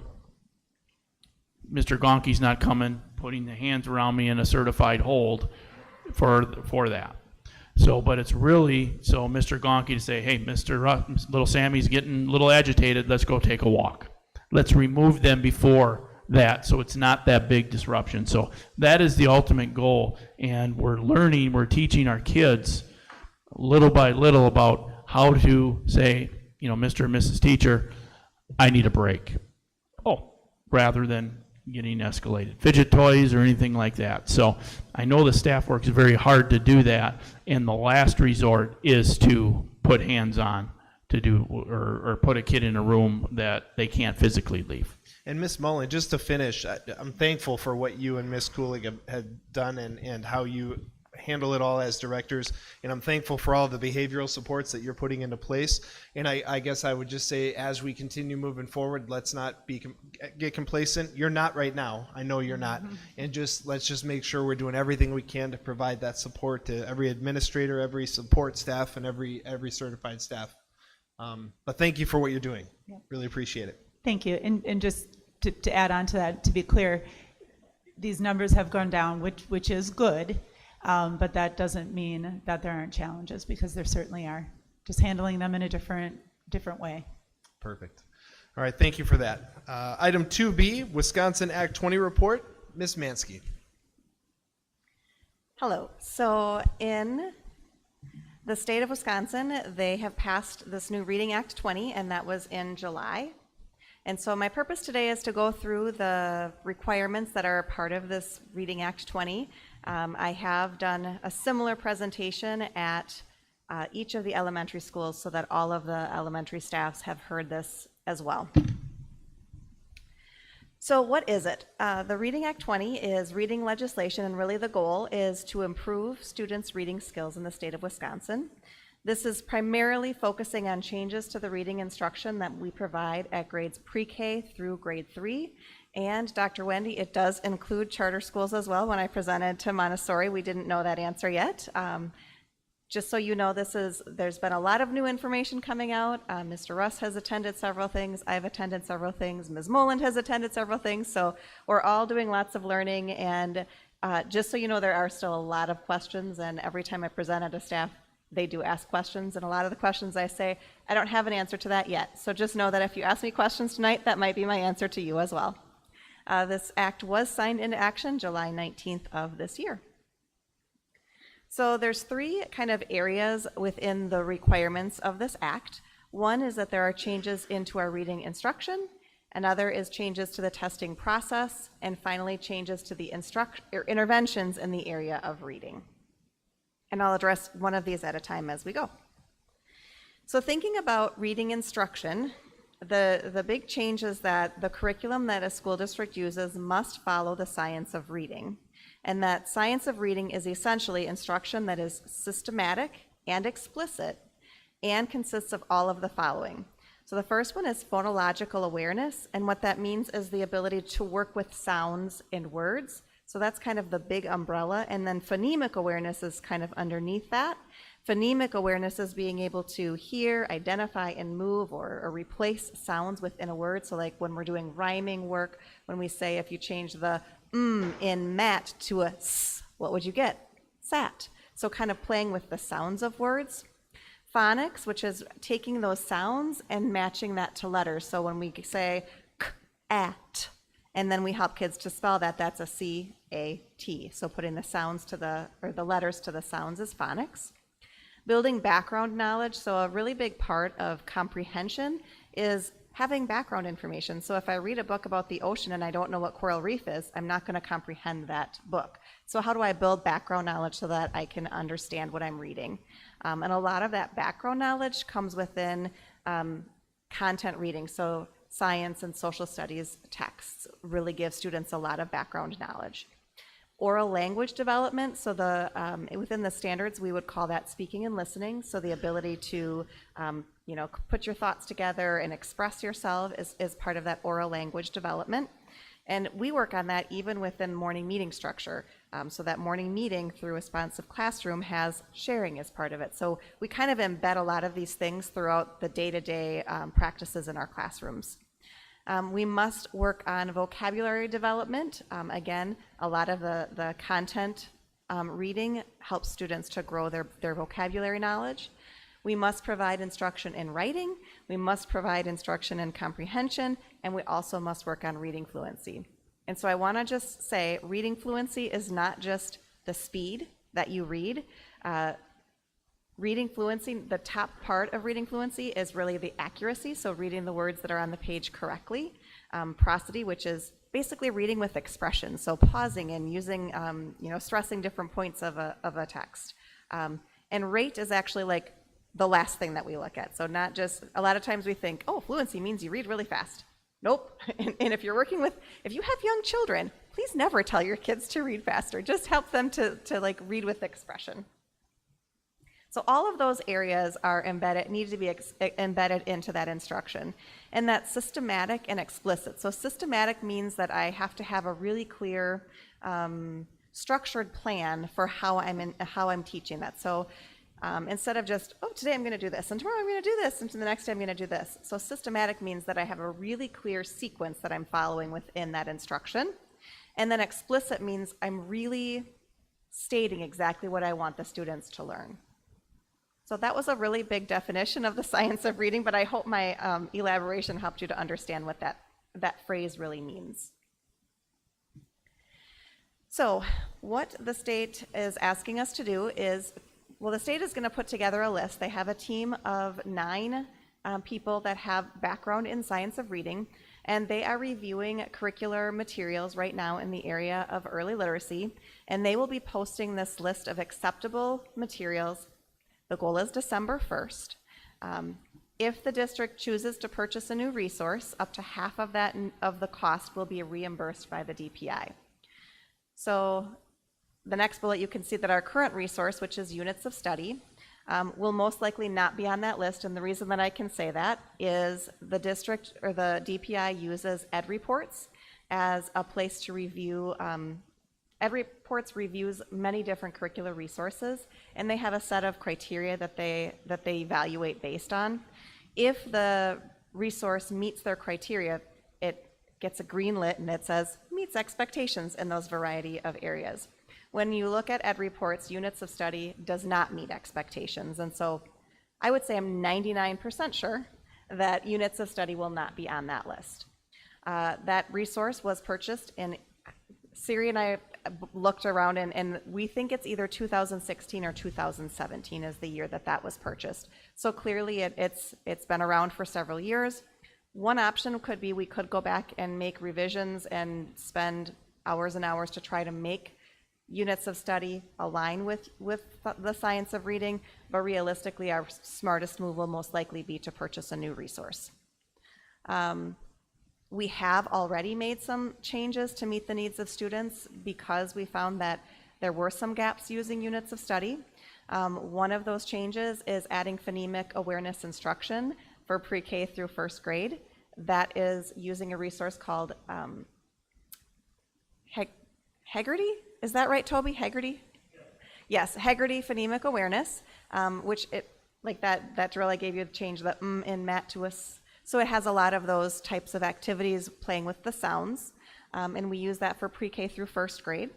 We've also added phonics instruction. The phonics series that we are currently using is called Foundations, and when I tapped out cat, that's part of the drills that they do, which is putting the actions to the movements, and so then we actually teach kids to tap and write, so cat, and then they go and they write the C, and they write the A, t, and they write the T. So breaking that down, we added in that phonics instruction in 2020.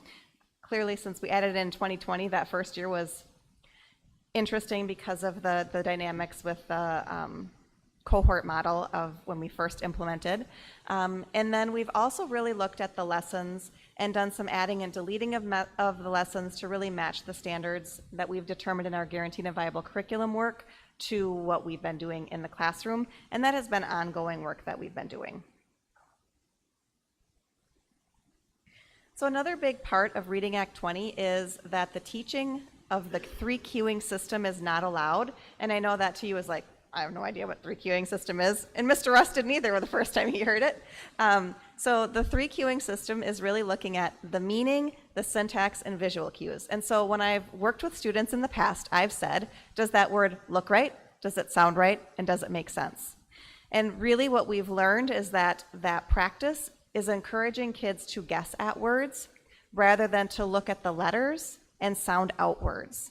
And so we're really trying to change that practice. And so as I've gone to the different staff meetings, I've said that needs to change today. And that's a big change because a big part of the units of study was teaching the 3 cueing system. So it's really already teachers are having to unlearn practices that have been embedded. And so I just want to back up and just say, every teacher wants to do the best that they can for their kids. And so when we've learned that the 3 cueing system is best for kids, we've really, as teachers, done our best to learn and do the best we could with that. And so as we've learned more about science of reading and learning that what we've done, we could have done better, I will tell you, as somebody who's gone in and coached and who's worked with kids in interventions and who's really worked with all of these things, it's hard to say, oof, this is what I've done, this is what I know, I mean, this is what I've been trained on. And there's a better way to do this, and I have to relearn. Like, it's really, I will say that teachers have felt like they've failed kids. And so the statement that I just try to say is, when we know better, we do better. And when we did this, that is the best that we knew, and we really did it from the place of, this is the best way to teach, and I'm doing the best that I can, and now we know better, and now we're changing our practices to do better. So I just want you to know that teachers have always done what they think is best in teaching kids to read, and as we learn the new research and better ways to do it, we're going to make those changes to do that. That was a really long story about the next bullet. So research now shows that strong phonics instruction and prompting based on phonics is much more effective than the 3 cueing system.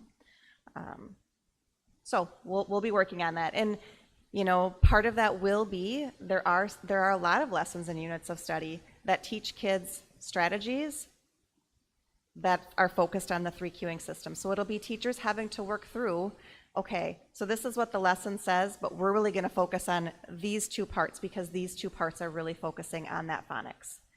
So already making some changes to what we're doing. Before I go on, I'm just going to pause there. Any questions on changes to instruction? Questions from board members? The sky has some. Yeah. Okay, right, so the next big part in this bill, or in this Reading Act, is in changes in the testing process. So we will be doing a reading readiness assessment to identify reading difficulties. So that means in grades 4K through 3rd grade, we will be doing a universal screener for all students. Once we look at the results of that universal screener, any student that falls in the bottom 25th percentile will be having a follow-up assessment with diagnostic screeners. And diagnostic screeners, their purpose is to really pinpoint the areas of difficulty for a student. So it might be able to say, well, in Mr. Scholze, the difficulty is phonemic awareness. He's not able to hear and manipulate those sounds and words. But in Ms. Lopez, the challenge that she has is in phonics. So the diagnostic is helping us to pinpoint those areas of, I'm calling them with the interventionist, discrete skills that students are lacking. Within both of those assessments, within 15 days, parents need to get the results of those assessments. So historically, we've done the MAPS assessment, which is not as detailed as the universal screener will be. And then we've kind of held on to that information until we've had our parent-teacher conference and shared that information then. So starting next year, that result will need to go to families within 15 days. And the diagnostic screener needs to follow up with the universal within 10 days if those students are identified in the bottom 25th percentile. A big part of this is really trying to get at dyslexia.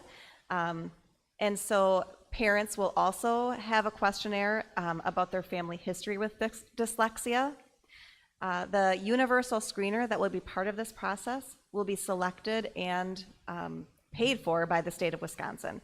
So it'll be kind of like the ACT, the pre-ACT secure, the forward exam, and that the whole state of Wisconsin will be assessing the students using the same universal screener. The diagnostic screeners, however, will be purchased and selected by us. The other thing that's unique about this assessment is that families may not opt their student out of this assessment. It doesn't say in the law, but really what we're trying to do is identify the students most at need of intervention so that we can provide those interventions for the students. Any questions on the assessments? Questions from board members? Go ahead, Mr. Burns-Gilbert. This might be too early, but costs with the diagnostics and the, right, any ideas on where that, talking about budgets? None yet. I'll get back to that, but none yet. Further questions or discussion from board members? Go for it, Ms. Mansky. Okay, so then the other big area of change is in our reading interventions. So right now we have X number of interventionists within the buildings, and they only have a certain amount of time that they're available, and so our interventionists are only working with the number of students that they can fit into their day. The change will be that any student that's identified at risk, which will be they came in the bottom 25th percentile on that universal screener, and the diagnostic follow-up verified that that student needs an intervention, we must provide an intervention for that student. Each student that receives interventions will also have a personal learning plan, which will be shared with their families.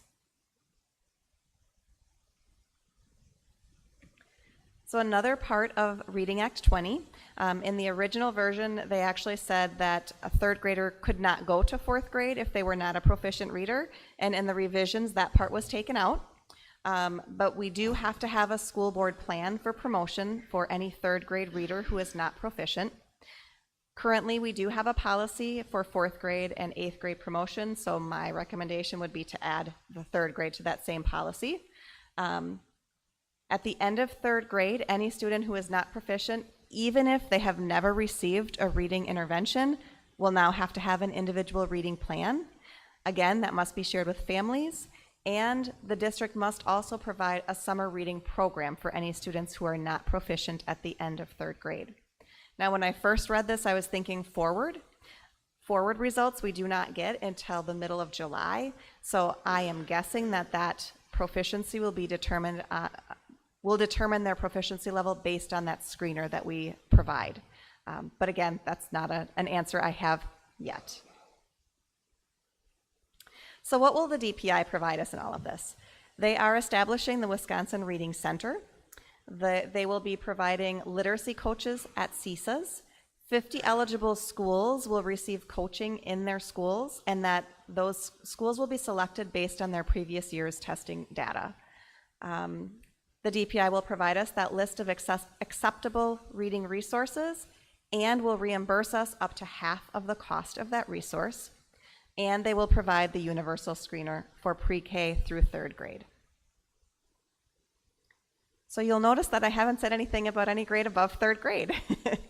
So all that Reading Act 20 says is that grades 4 through 12 must have a reading curriculum. So right now, grades 5 through 8 have curricular resources that meet expectations on ed reports. So 5th grade is using MyView. That is, this is their first year using MyView. And 6th through 8 uses My Perspectives. 9th through 12th grade has their GVC work, which is their reading curriculum.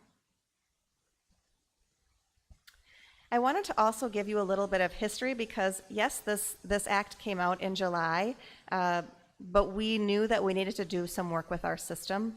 And so last year we actually started working on our literacy projects. So last year we worked with CISA to really work on streamlining our intervention process, which helped us to understand or to strengthen our understanding of best practices within that intervention process. It helped us to identify some diagnostic assessments that would pinpoint the area of need, and then to align interventions specifically to those discrete skills that students need so that they can grow as readers. And then align progress monitoring with interventions. So progress monitoring is a way for us to determine throughout that intervention if it's really helping students to close the gaps. So typically we would do progress monitoring either weekly or bi-weekly to see if that intervention is helping the student to learn those skills. Throughout last year, Diane, me, and one of our Southside interventionists attended a Science of Reading training at CISA, focusing on lots of different areas about the science of reading. And then we had several K2 teachers attend summer phonics training. So there is definitely a lot of work that we've done before we even knew that Reading Act 20 would be a thing. So what's the upcoming timeline? So in the fall of 24, so yes, just a few months away it feels like, we must have a curriculum that follows the science of reading. We will start that universal statewide screener, universal screener. for all pre-K through third grade students. We must have our diagnostic assessment in place for that bottom 25th percentile. We must have a district promotion plan, and we must have individual learning plans. The DPI did say that they are looking at providing a template for us for those individual learning plans, but again, we'll see what actually is posted onto their webpage. The following July, we have to have teachers and administrators trained in reading, and new grads will have their reading training embedded in their college courses. So realistically, probably for 2 years, we'll have to make sure that all of our new hires have the reading training that we require, and then beyond that, it'll, you know, if anybody comes in with experience that's not a new grad, we'll just have to ask if they've had that training. So I anticipate probably 2 summers of doing some heavy training within the reading area. And then another change that will take effect in July of 25 is that they're going to require some additional data from me about the types of interventions, the number of students who we've graduated out of interventions, the number of students who scored in the bottom 25th percentile, and lots of other data. So our schools will have to keep track of that a little bit tighter than they do currently. And then, yes, I decided to end with financial impact to the district, which goes towards Mr. Burns-Gilbert's question. So what will the financial impact be for us? We will have the cost of a new K4 reading resource.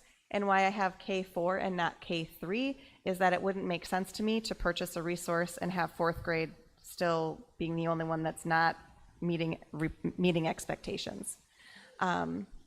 Up to 50% of that will be reimbursed. However, at CISA, when we were talking about that with the other local directors of instructional services, they kind of chuckled because there's a pot of money and it will be divided as far as the requests go. So who knows how much money we'll actually get back.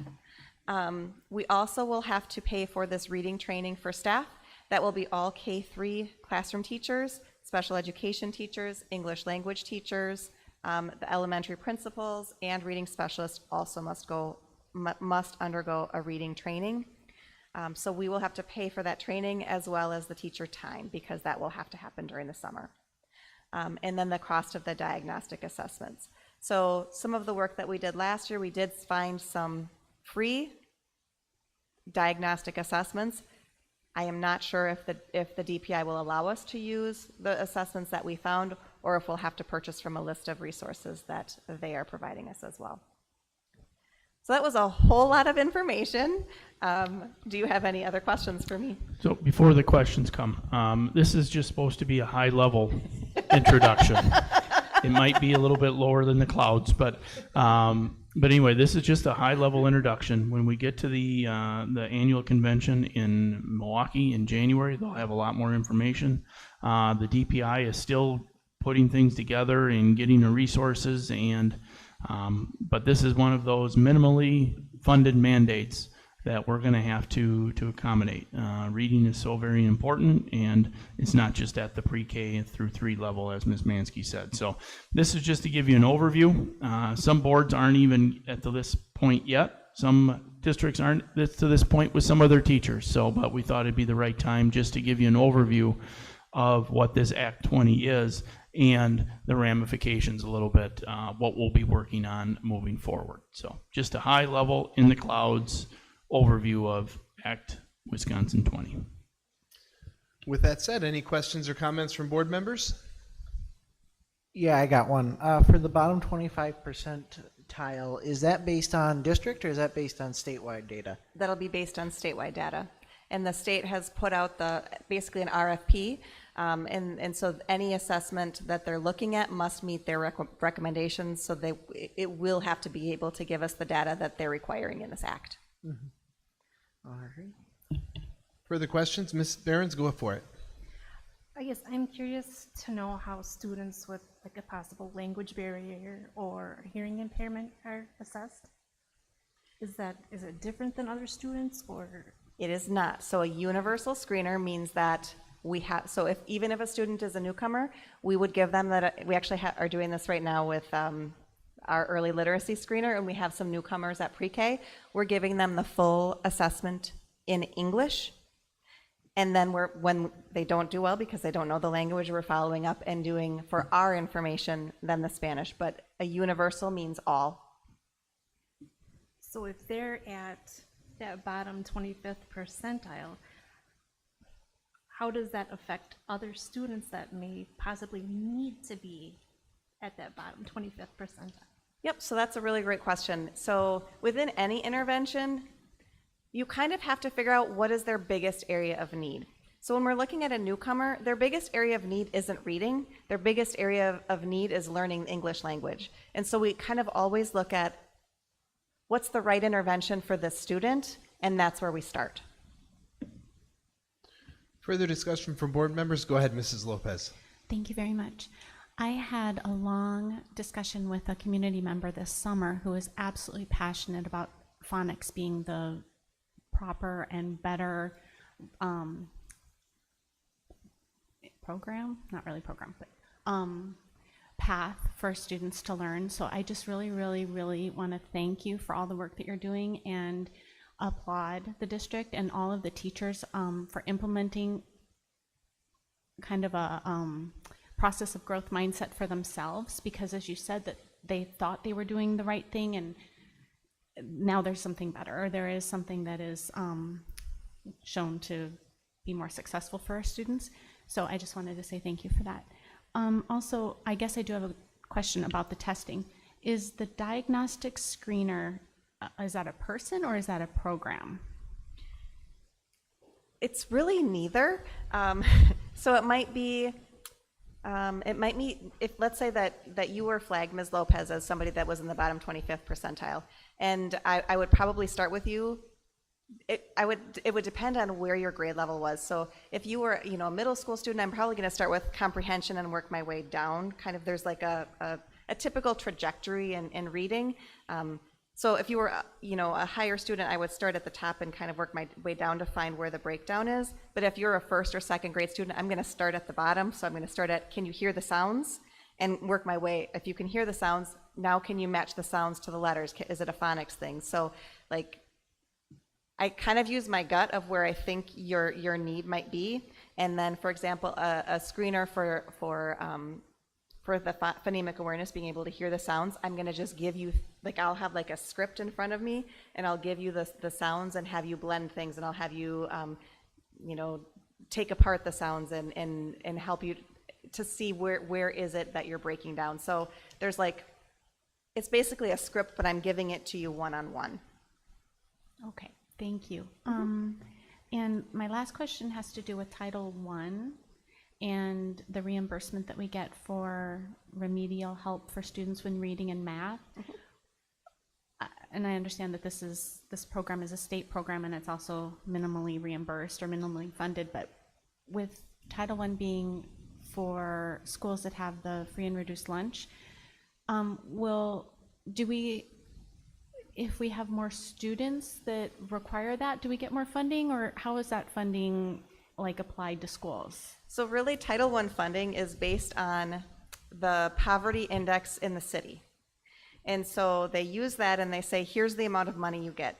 And it doesn't matter how many schools qualify for Title I funding, here's the X amount that you get, and then you have to figure out how to kind of split that between the buildings. It's a proportional formula, meaning that the school with the highest percentage of free and reduced lunch needs to either get the highest amount or everybody has to get the same. Like it needs to kind of like go downhill as you're going from the highest to the lowest free and reduced within the schools that qualify. And the total that we receive is based on some kind of federal it's called funding. It's really based on the poverty rate within the city. So it's not even so it based won't on change based on need if we find out that more than Yeah, so if we do that assessment and we find out we have to serve this many kids, no, we're not getting more funding to hire additional staff. Okay, and you said that it could be applied, Title I can be applied to students even if a specific school doesn't qualify, So- it could still be spread out among all the schools? Nope, if a school is not a Title I school, then I can't have any purchases come from Title I for those schools. Okay. We can use if we say, you know, we really need to provide intervention at this school and they're not a Title I school, then that salary would have to come out of our staffing budget and not out of Title I funds. Okay, thank you very much for that clarification. Further discussion from board members? Thank you so much for that report. All right, item 2C, summer school report with Dr. Burnett.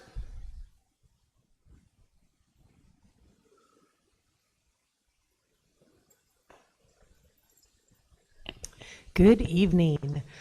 So Camp Sparta this year, it was a great summer as usual.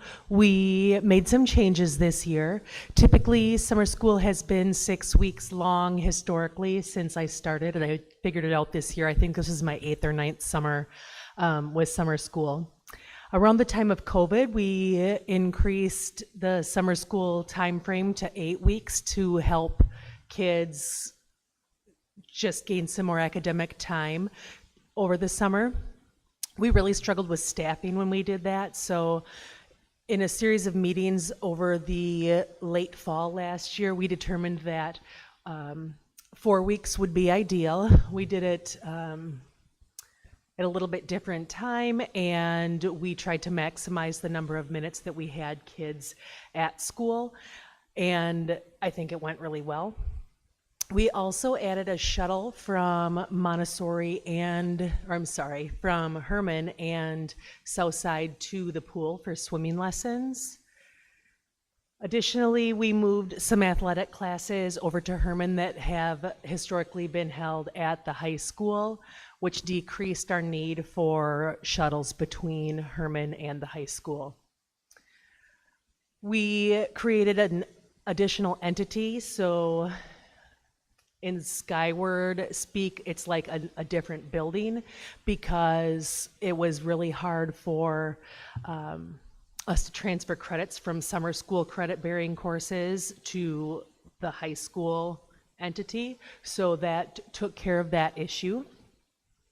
And then the dates, we moved our enrichment classes into July instead of starting them in mid-June right after school was out.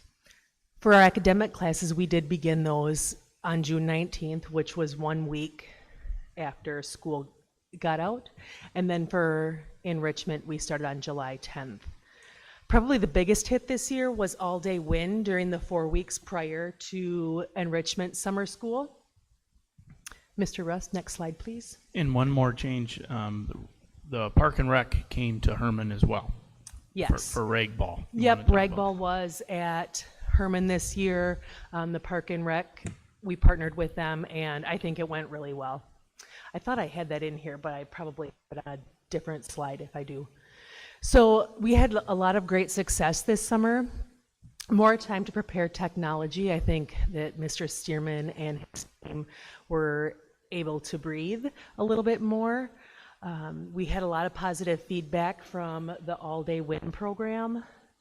Despite having 2 weeks of summer school, our FTE for our summer school report only decreased by 11 from last year, which I was really expecting a bigger decrease. So when I calculated that number, I was very happy, and I hope Mrs. Hauser was happy as well.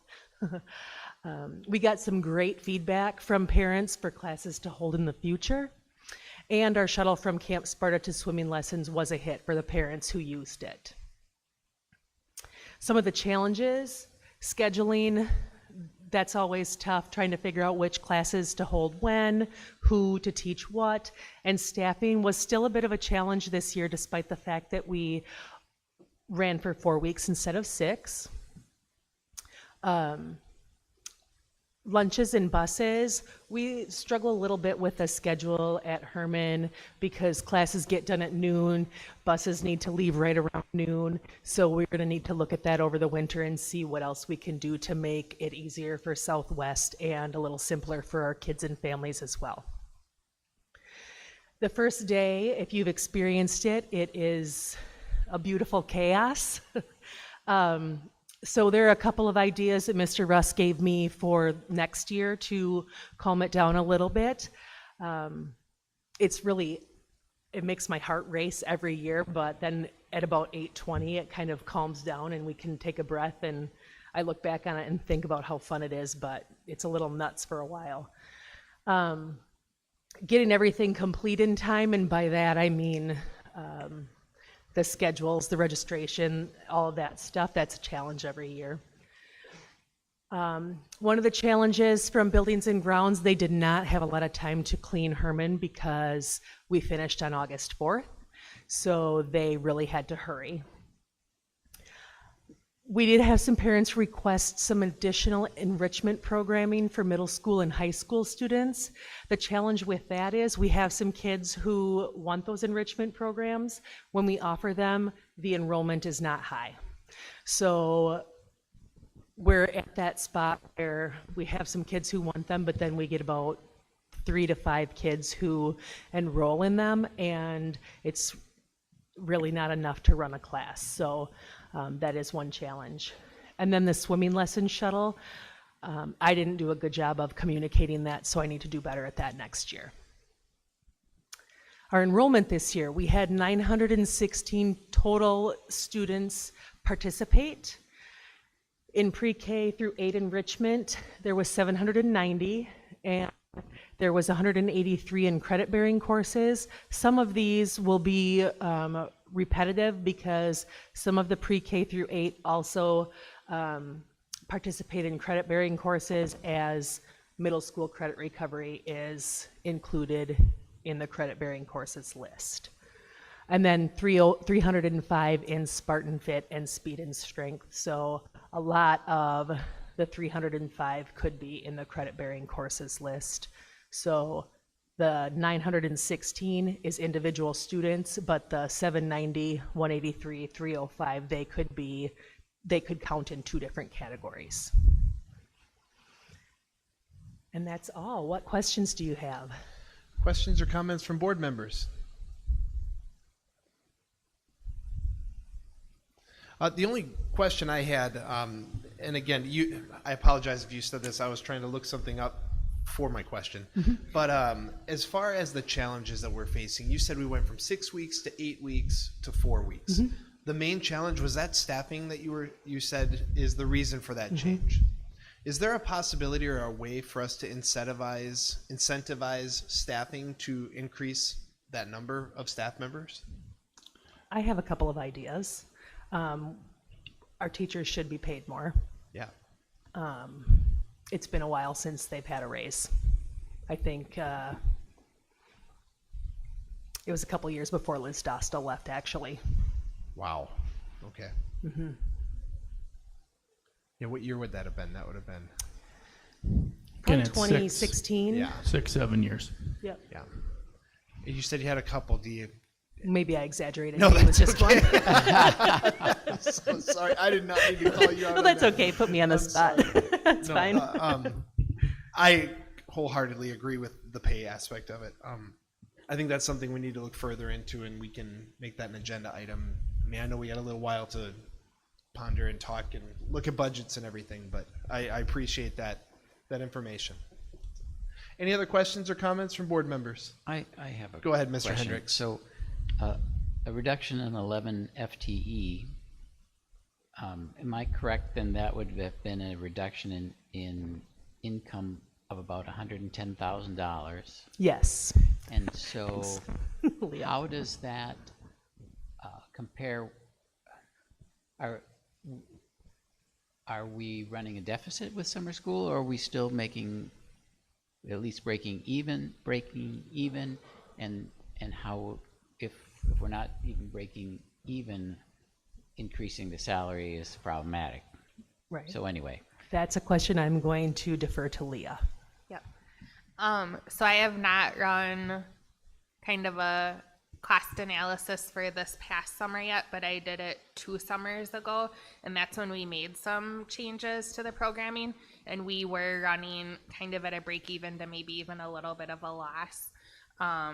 And so like one of the things that we noticed was very costly was the busing, for example. So some of the changes that Dr. Burnett talked about this summer were to try and tackle some of those expensive busing costs.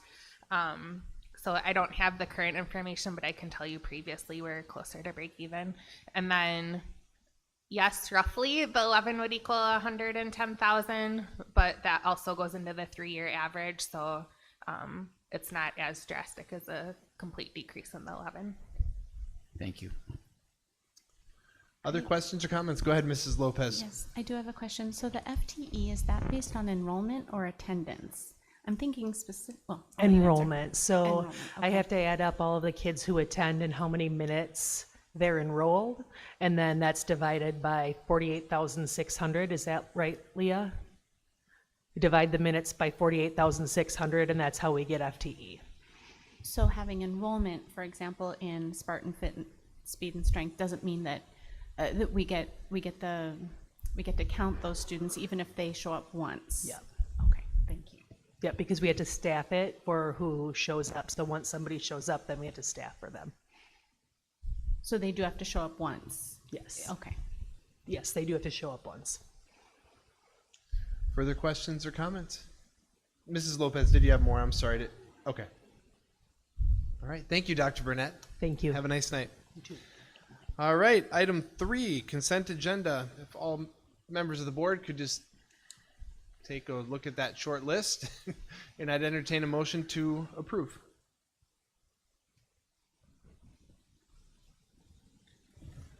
I'll make that motion. I have a motion from Mr. Hendricks. Do I have a second? I'll second that. A second from Mr. Wells. Any further discussion on this topic? Roll call. Mr. Wells? Yes. Mr. McKenna? Yes. Mr. Schulze? Yes. Ms. Behrens? Yes. Mr. Burns-Gilbert? Yes. Mr. Hendricks? Yes. Ms. Lopez? Yes. Motion carries 7-0. Item 4B, discussion and possible recommendation for the mill rate to be presented at the budget hearing on October 19th. Ms. Hauser and Mr. Russ. All right. The slides I have tonight are repeats from what was presented at the finance workshop last week. So I want to start by just stating when we talk mill rate specifically, please keep in mind that saying, for instance, there's no change in the mill rate doesn't mean that people's taxes for the school district wouldn't change. Similarly, if we decrease the mill rate, that doesn't mean everybody's school taxes will decrease because it's based on other factors as well. So I just want to make sure we're all clear on that as we're out talking to taxpayers.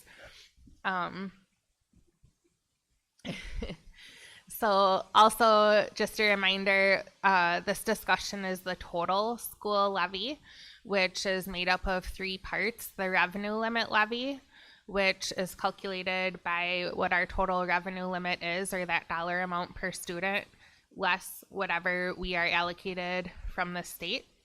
There are unknown factors in both of those equations right now, and so for the sake of discussion tonight, the revenue limit levy has multiple estimates as a part of it, and we won't know the actual until October 15th. The debt levy is our required debt payments as well as any amount that we choose to defease. This is the levy that we have the most control over as far as how it impacts our mill rate. And then final is the community service levy. So with the estimates that, again, I reviewed at the finance workshop last week, I'm thinking a revenue limit levy somewhere in the $4.8 million range. Again, by the time the annual meeting comes, I'll know this amount for sure, but for sake of discussion, that would be about where we're talking. How that looks is that would be about equal to last year. The only change on this slide from last week is I did add totals above each of the columns, so the totals are in black. And so again, that blue bar represents the blue bucket, or Fund 10, which is for operations. Again, that levy would be approximately the same as last year. You will notice that the orange bar, which represents the debt levy, is bigger than last year. This is just going on the assumption that we were to keep the mill rate the same. So our mill rate last year was $7.34. just for sake of a starting point for discussion, this is continuing with the mill rate of $7.34. Due to the increase in equalized property values, that means that we could increase our total tax levy if we so chose and still maintain the same mill rate. So really, as we start this conversation, kind of the two big factors or considerations is, do we want to manage our mill rate, or basically make a decision based on keeping the mill rate the same or decreasing it by X amount? Or the other big factor is, do we prioritize defeasing debt or paying debt down in advance? Because that's really the give and take in this whole conversation. So equalized property values, the estimate is that they increased 9.2%.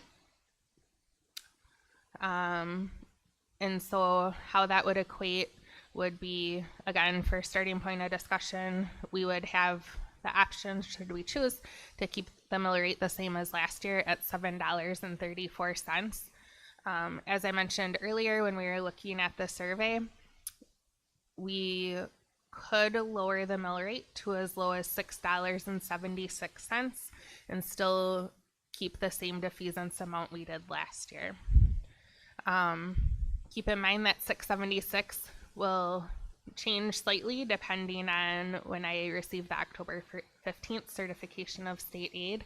So really, if the direction from the board tonight is how much we want our Fund 39 levy to be, that will really kind of dictate what I put in the annual meeting book planning, if that makes sense. Discussion and comment from board members. Go ahead, Mr. Hendricks. I'll start this. I certainly understand and value the philosophy of keeping the mill rate consistent, not going up and down. My concern is, and maybe you can relieve my fear here, that if we pay off our debt too quickly, so if the referendum doesn't pass as soon as we would like, are we going to put ourselves in jeopardy of having the debt service fall off before we're in a position to replace that debt? Great question. So I did have Baird do up that analysis for me. And if we continue defeasing debt at the same amount as we did last year, meaning we have a total debt levy of $6,560,000, we would still have 3 years before we are debt free.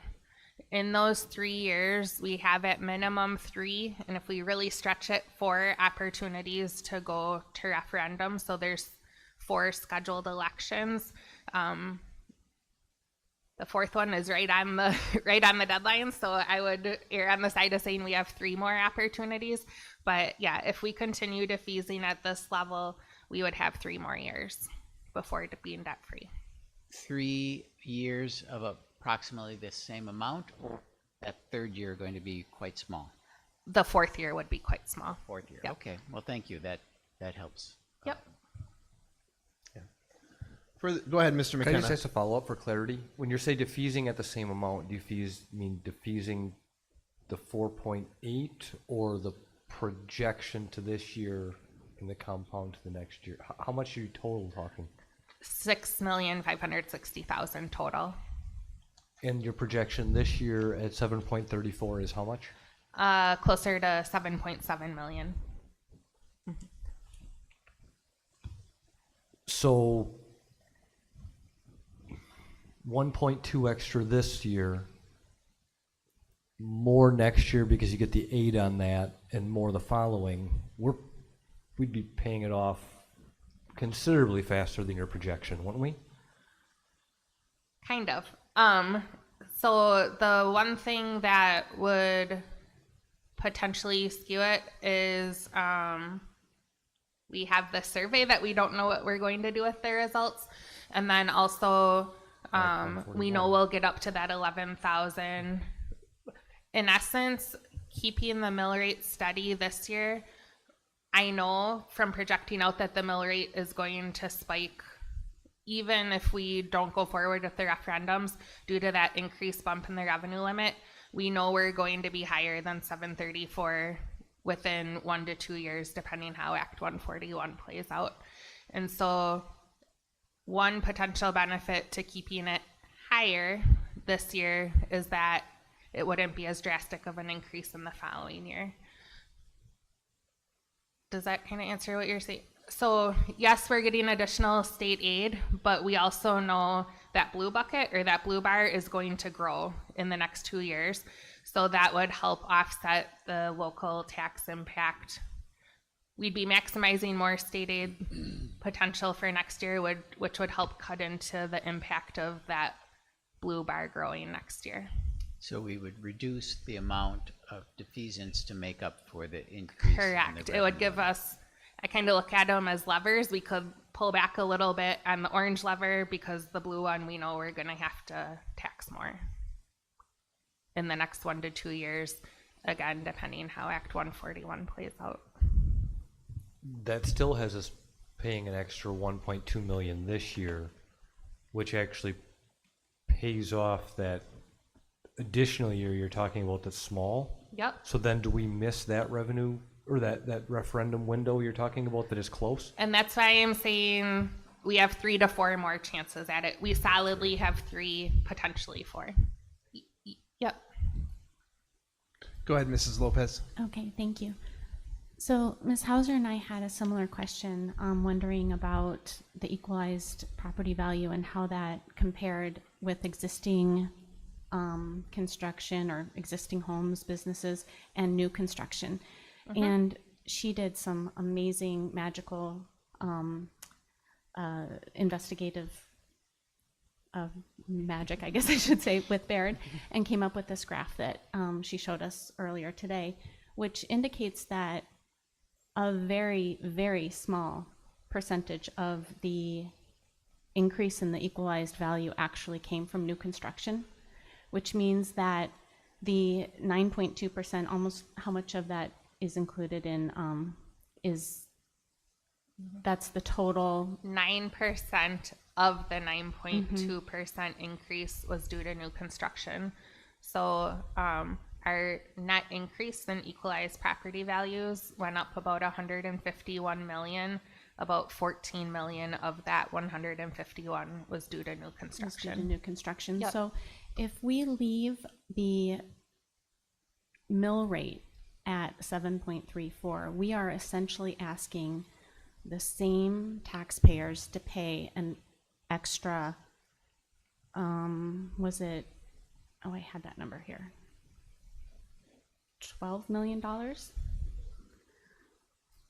Or not an extra 12 million.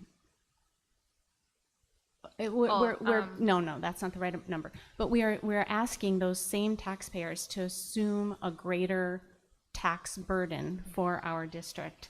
Yep. In a time. Sorry. Go ahead. Our total tax levy, if we stayed at 734, would increase 1.1 million from last year. Okay, thank you. And 100,000, I think, of that would be, or we would get another 100,000 maybe for the new new construction. Thank you.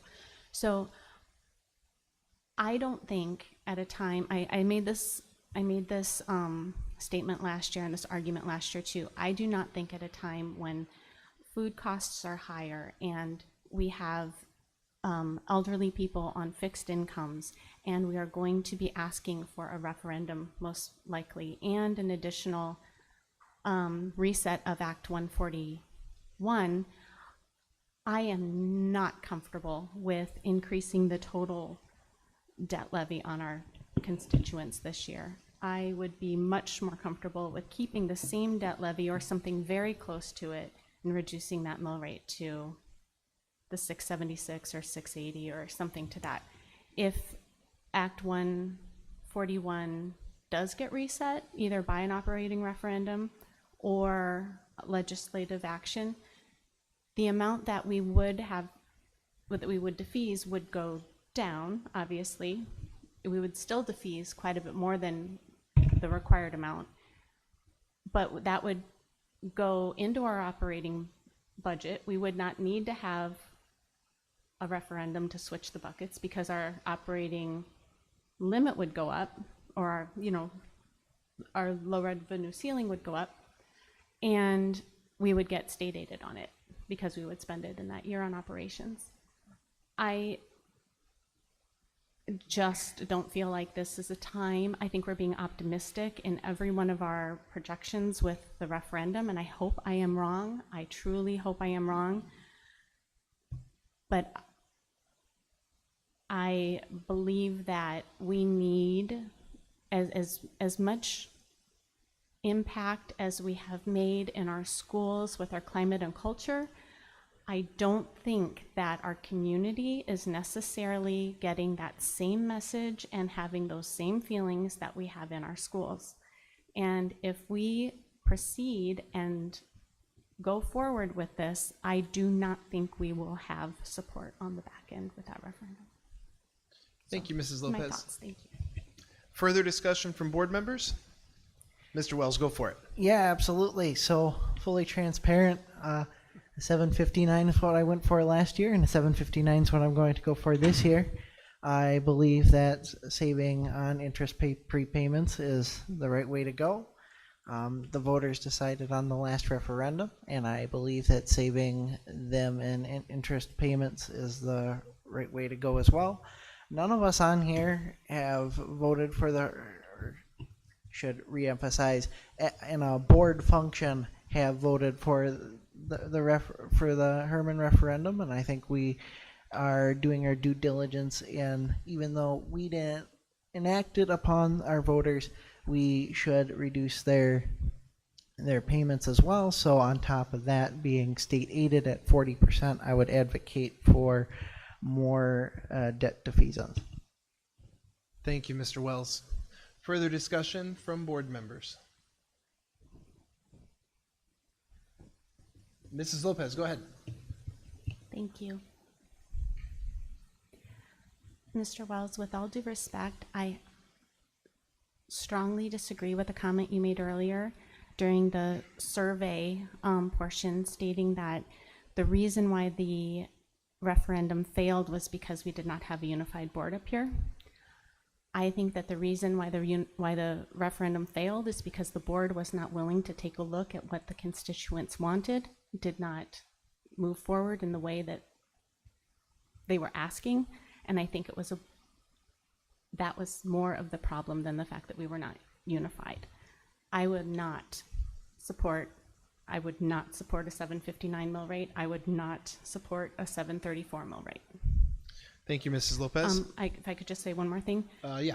In order to get state aided on debt, we have to have debt to pay off. Further discussion from board members? Mr. McKenna, go ahead.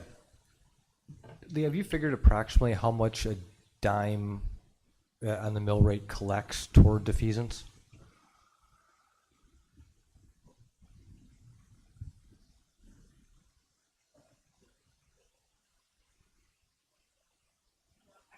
You're fine.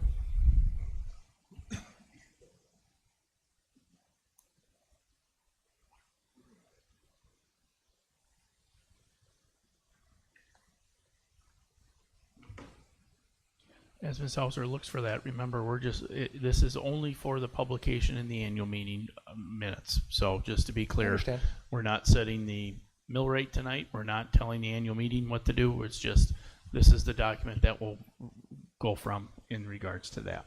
It's a pretty important I appreciate number, that, though. Sam. Yeah. And I appreciate that, and I think from previous experience, what the school district puts out is what a large percentage of the people in the crowd will most likely back. Could be, yep. And I appreciate that. I just want to make sure that we advertise the correct number. Yep, absolutely, absolutely. And I'd also like to say that having a lower mill rate would not impact our ability to pay our teachers in any way, shape, or form. So, while Ms. Hauser's looking through that, last year it was about 300,000 for a dime. For a dime from the 749 to, or actually, it's from 734 to 759. I calculated about 300,000.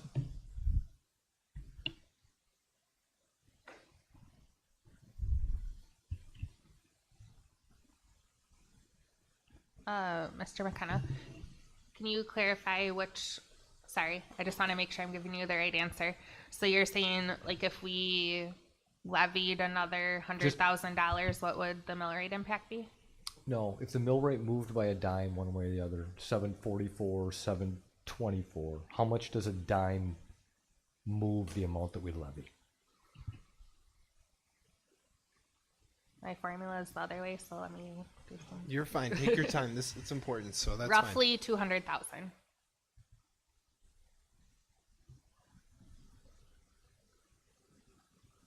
Do you have a follow-up to that, Mr. McKenna?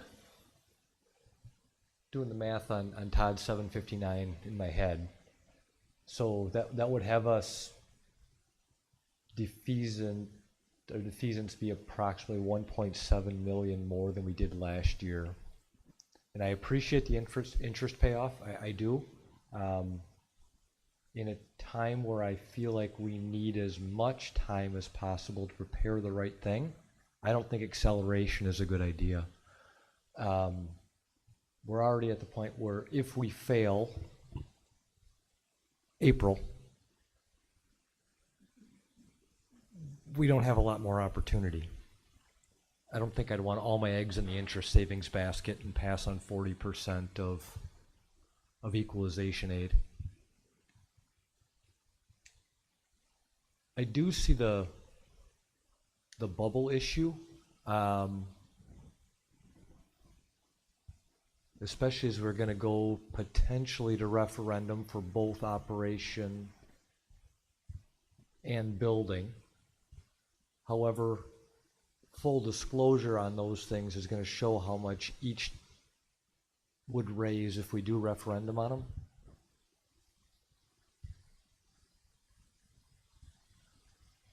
I think I'd be comfortable in the middle of what people have proposed so far. I think I'd be comfortable somewhere around a $7 flat mill rate. That would defease approximately 900 more. Was that right? Approximately 600 more than last year. Yeah, $7 should defease about 600 more than last year, generating another 240 in state aid. I think I'd be comfortable somewhere right around $7. Thank you, Mr. McKenna. Further discussion from board members? I do have a comment. Ms. Hauser, you said that the projections in the survey are based on the 676 mill rate? They are based on a total debt levy of $6,560,000. Sorry, not increasing the debt levy, and that is about $6.76 as a mill rate. Yeah. Yep. Further discussion? Well, Mr. Hendricks? As I said earlier, I value keeping the mill rate consistent, but I do see the positive optics in dropping the mill rate a little bit, though I would not support all the way down to $7.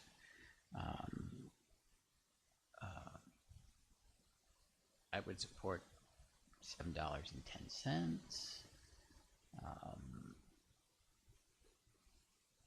But I wouldn't be in favor of $7. Thank you, Mr. Hendricks. Further discussion? Go ahead, Mr. Burns-Gilbert. I was just gonna say I'm definitely here. Appreciate the conversation. Right, hear all the valuable perspectives. I think I was landing closer in that 7-17 range, roughly. I like sevens; it's my favorite number. But ultimately, being able to build in some of that buffer, knowing that some of these other pieces might be coming down the plate, and again, also knowing that this is all for the annual meeting conversation that may take whatever number we decide tonight and throw it out the window based off of last year's precedents there, right? So I think, that to me, being able to build in some of that pocket when we know we've set ourselves up in a good spot. And also then to be able to clearly articulate what a potential operating referendum, facilities referendum, that impact will have, knowing Act 141 will hopefully be coming. That's why I'm comfortable going down a little bit there. Otherwise, I was sticking right towards 734 until the budget workshop last week and some of the good perspectives. So that's where I'm at. Thank you, Mr. Burns-Gilbert. We have one left. Ms. Burns, did you want to weigh in on the mill rate discussion? I don't think we should raise it. I don't. And I'm kind of close to where Colin is, 715-ish. I think 7's too low. I don't want, the roller coaster thing. But I would be in favor of lowering it somewhat. Thank you, Ms. Behrens. Okay, so I'm definitely in favor of lowering it. I think that's what we need to do.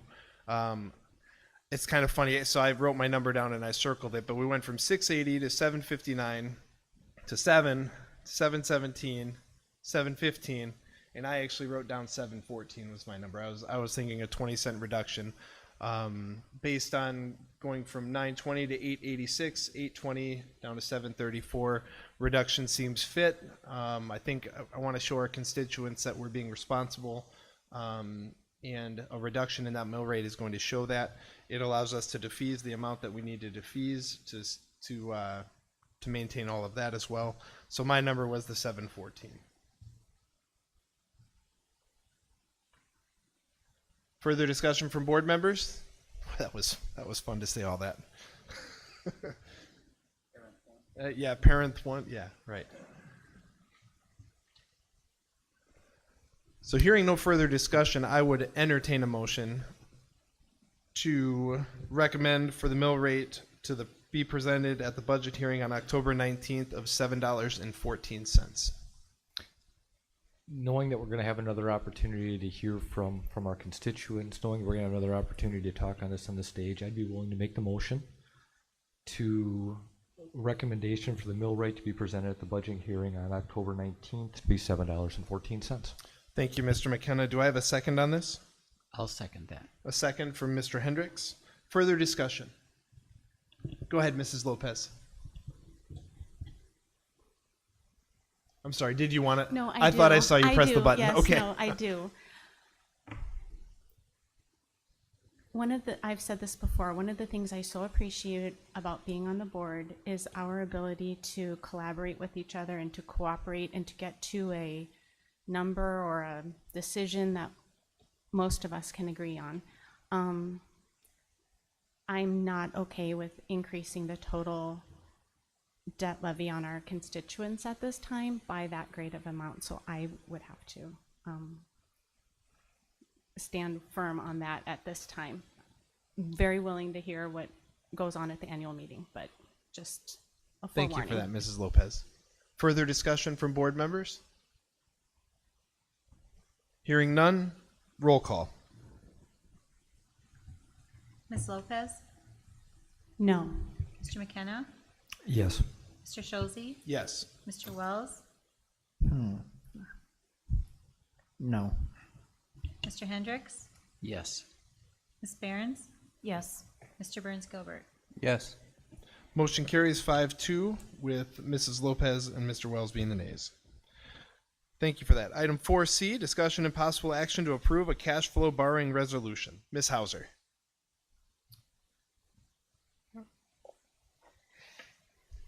This is per the presentation at the committee meeting with the attachments and board docs. Again, we do not have a need to cash flow borrow currently.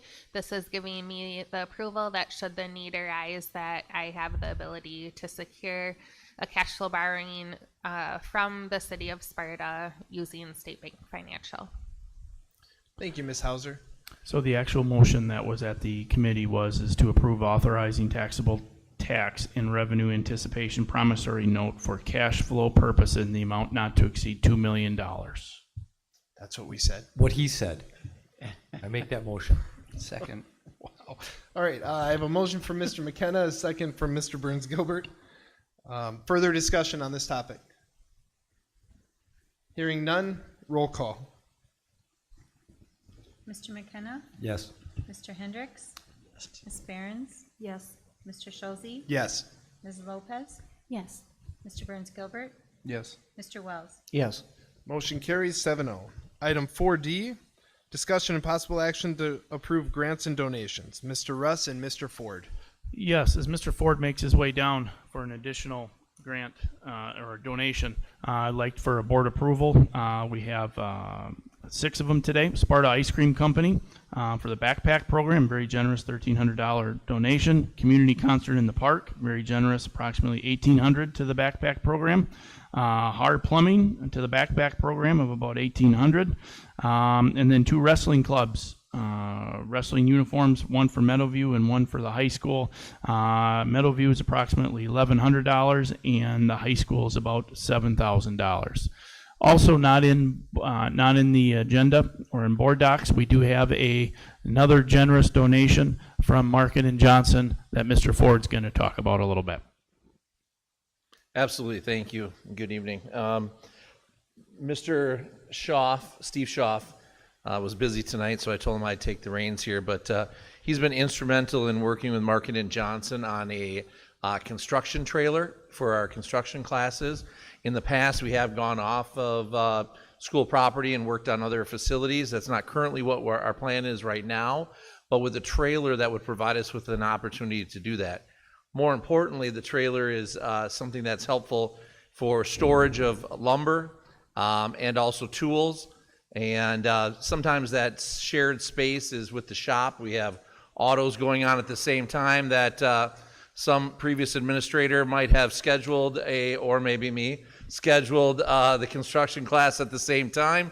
And that causes some hardship for some of our students and staff. So we did a better job this year to make sure that didn't happen. But at the same time, this construction is going on in the parking lot. And working out of a trailer is traditional for those in the trades, and we have an opportunity for Market and Johnson to purchase a 7 by 18 foot enclosed trailer for our students and for our construction program. So I would like your approval to accept that grant so we can move forward with that purchase. Just a couple side notes: we'll be taking care of the licensing on the trailer, transportation to the school. It's currently at a trailer sales ship in Rice Lake. And then our goal is to have some lettering. So I talked to Ms. Iverson on her way out, and I talked to her previously that we'd get some lettering on the side, give Market and Johnson a thank you with their logo, and maybe design a new logo for our construction program. Thank you. So, but this will have, the plan is to have the Market and Johnson logo that's on the slide there on that trailer as well. So with looking for approval of the grants, as we stated earlier, with the addition of the Market and Johnson $7,450 donation for a trailer. Thank you, Mr. Russ, and thank you, Mr. Ford, for that. At this time, I'd entertain a motion to approve the donations as presented. Make that motion. I have a motion from Mrs. Lopez. Do I have a second? I'll second that. Second from Mr. Wells. Any further discussion on this? Just want to thank all the donors one more time. We really, really appreciate that. With that, roll call. Mr. McKenna? Yes. Mr. Hendricks? Yes. Ms. Behrens? Yes. Mr. Schulze? Yes. Ms. Lopez? Yes. Mr. Burns Gilbert? Yes. Mr. Wells? Yes.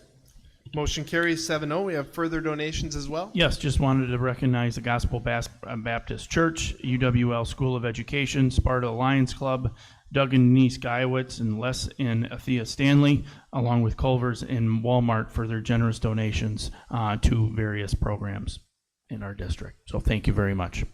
Thanks for that. Item 4E, announcements and information. Mr. Russ, you have 2 minutes. That's right. I had the over-under at 3 hours, so I got to hit it right away. So good start to once again, some quick announcements for the upcoming meetings. Committee of the Whole on the 9th, and our annual meeting is going to be on the 19th at 6:30. These are all here. We'll be promoting the annual meeting quite a bit, and please spread the word. Full board is on the 23rd here at Meadowview, along with the committee of the holes on the 13th and the 27th for the full board in November. Wrapped up homecoming week, a lot of positive energy, a lot of school spirit across the board. It's really nice going to all the buildings and seeing all the Hawaiian dress, and they're wonderful. They had the zookeepers and they had animals, and always Las Vegas. Good parade, good football game, a lot of school spirit and a lot of community spirit, and a lot of thank yous to the local businesses who did all those things. But continue to work hard in the classroom, in and out of the classroom, and just a lot of positivity. We got a 4-day week coming up here, culminating with a Packer game on Thursday night, which I know a lot of people are having Packer days on Thursday, along with all the learning that they have. So very excited to continue, and look forward to October. Thank you for that, Mr. Russ. And at 9 p.m., I will entertain a motion to adjourn. Good. No. What? So moved. So moved, I heard from Mr. Wells. Do I have a second? I'll second. A second from Mr. McKenna. All in favor, say aye. Aye. Those opposed, same sign. We are adjourned. Thank you, everyone.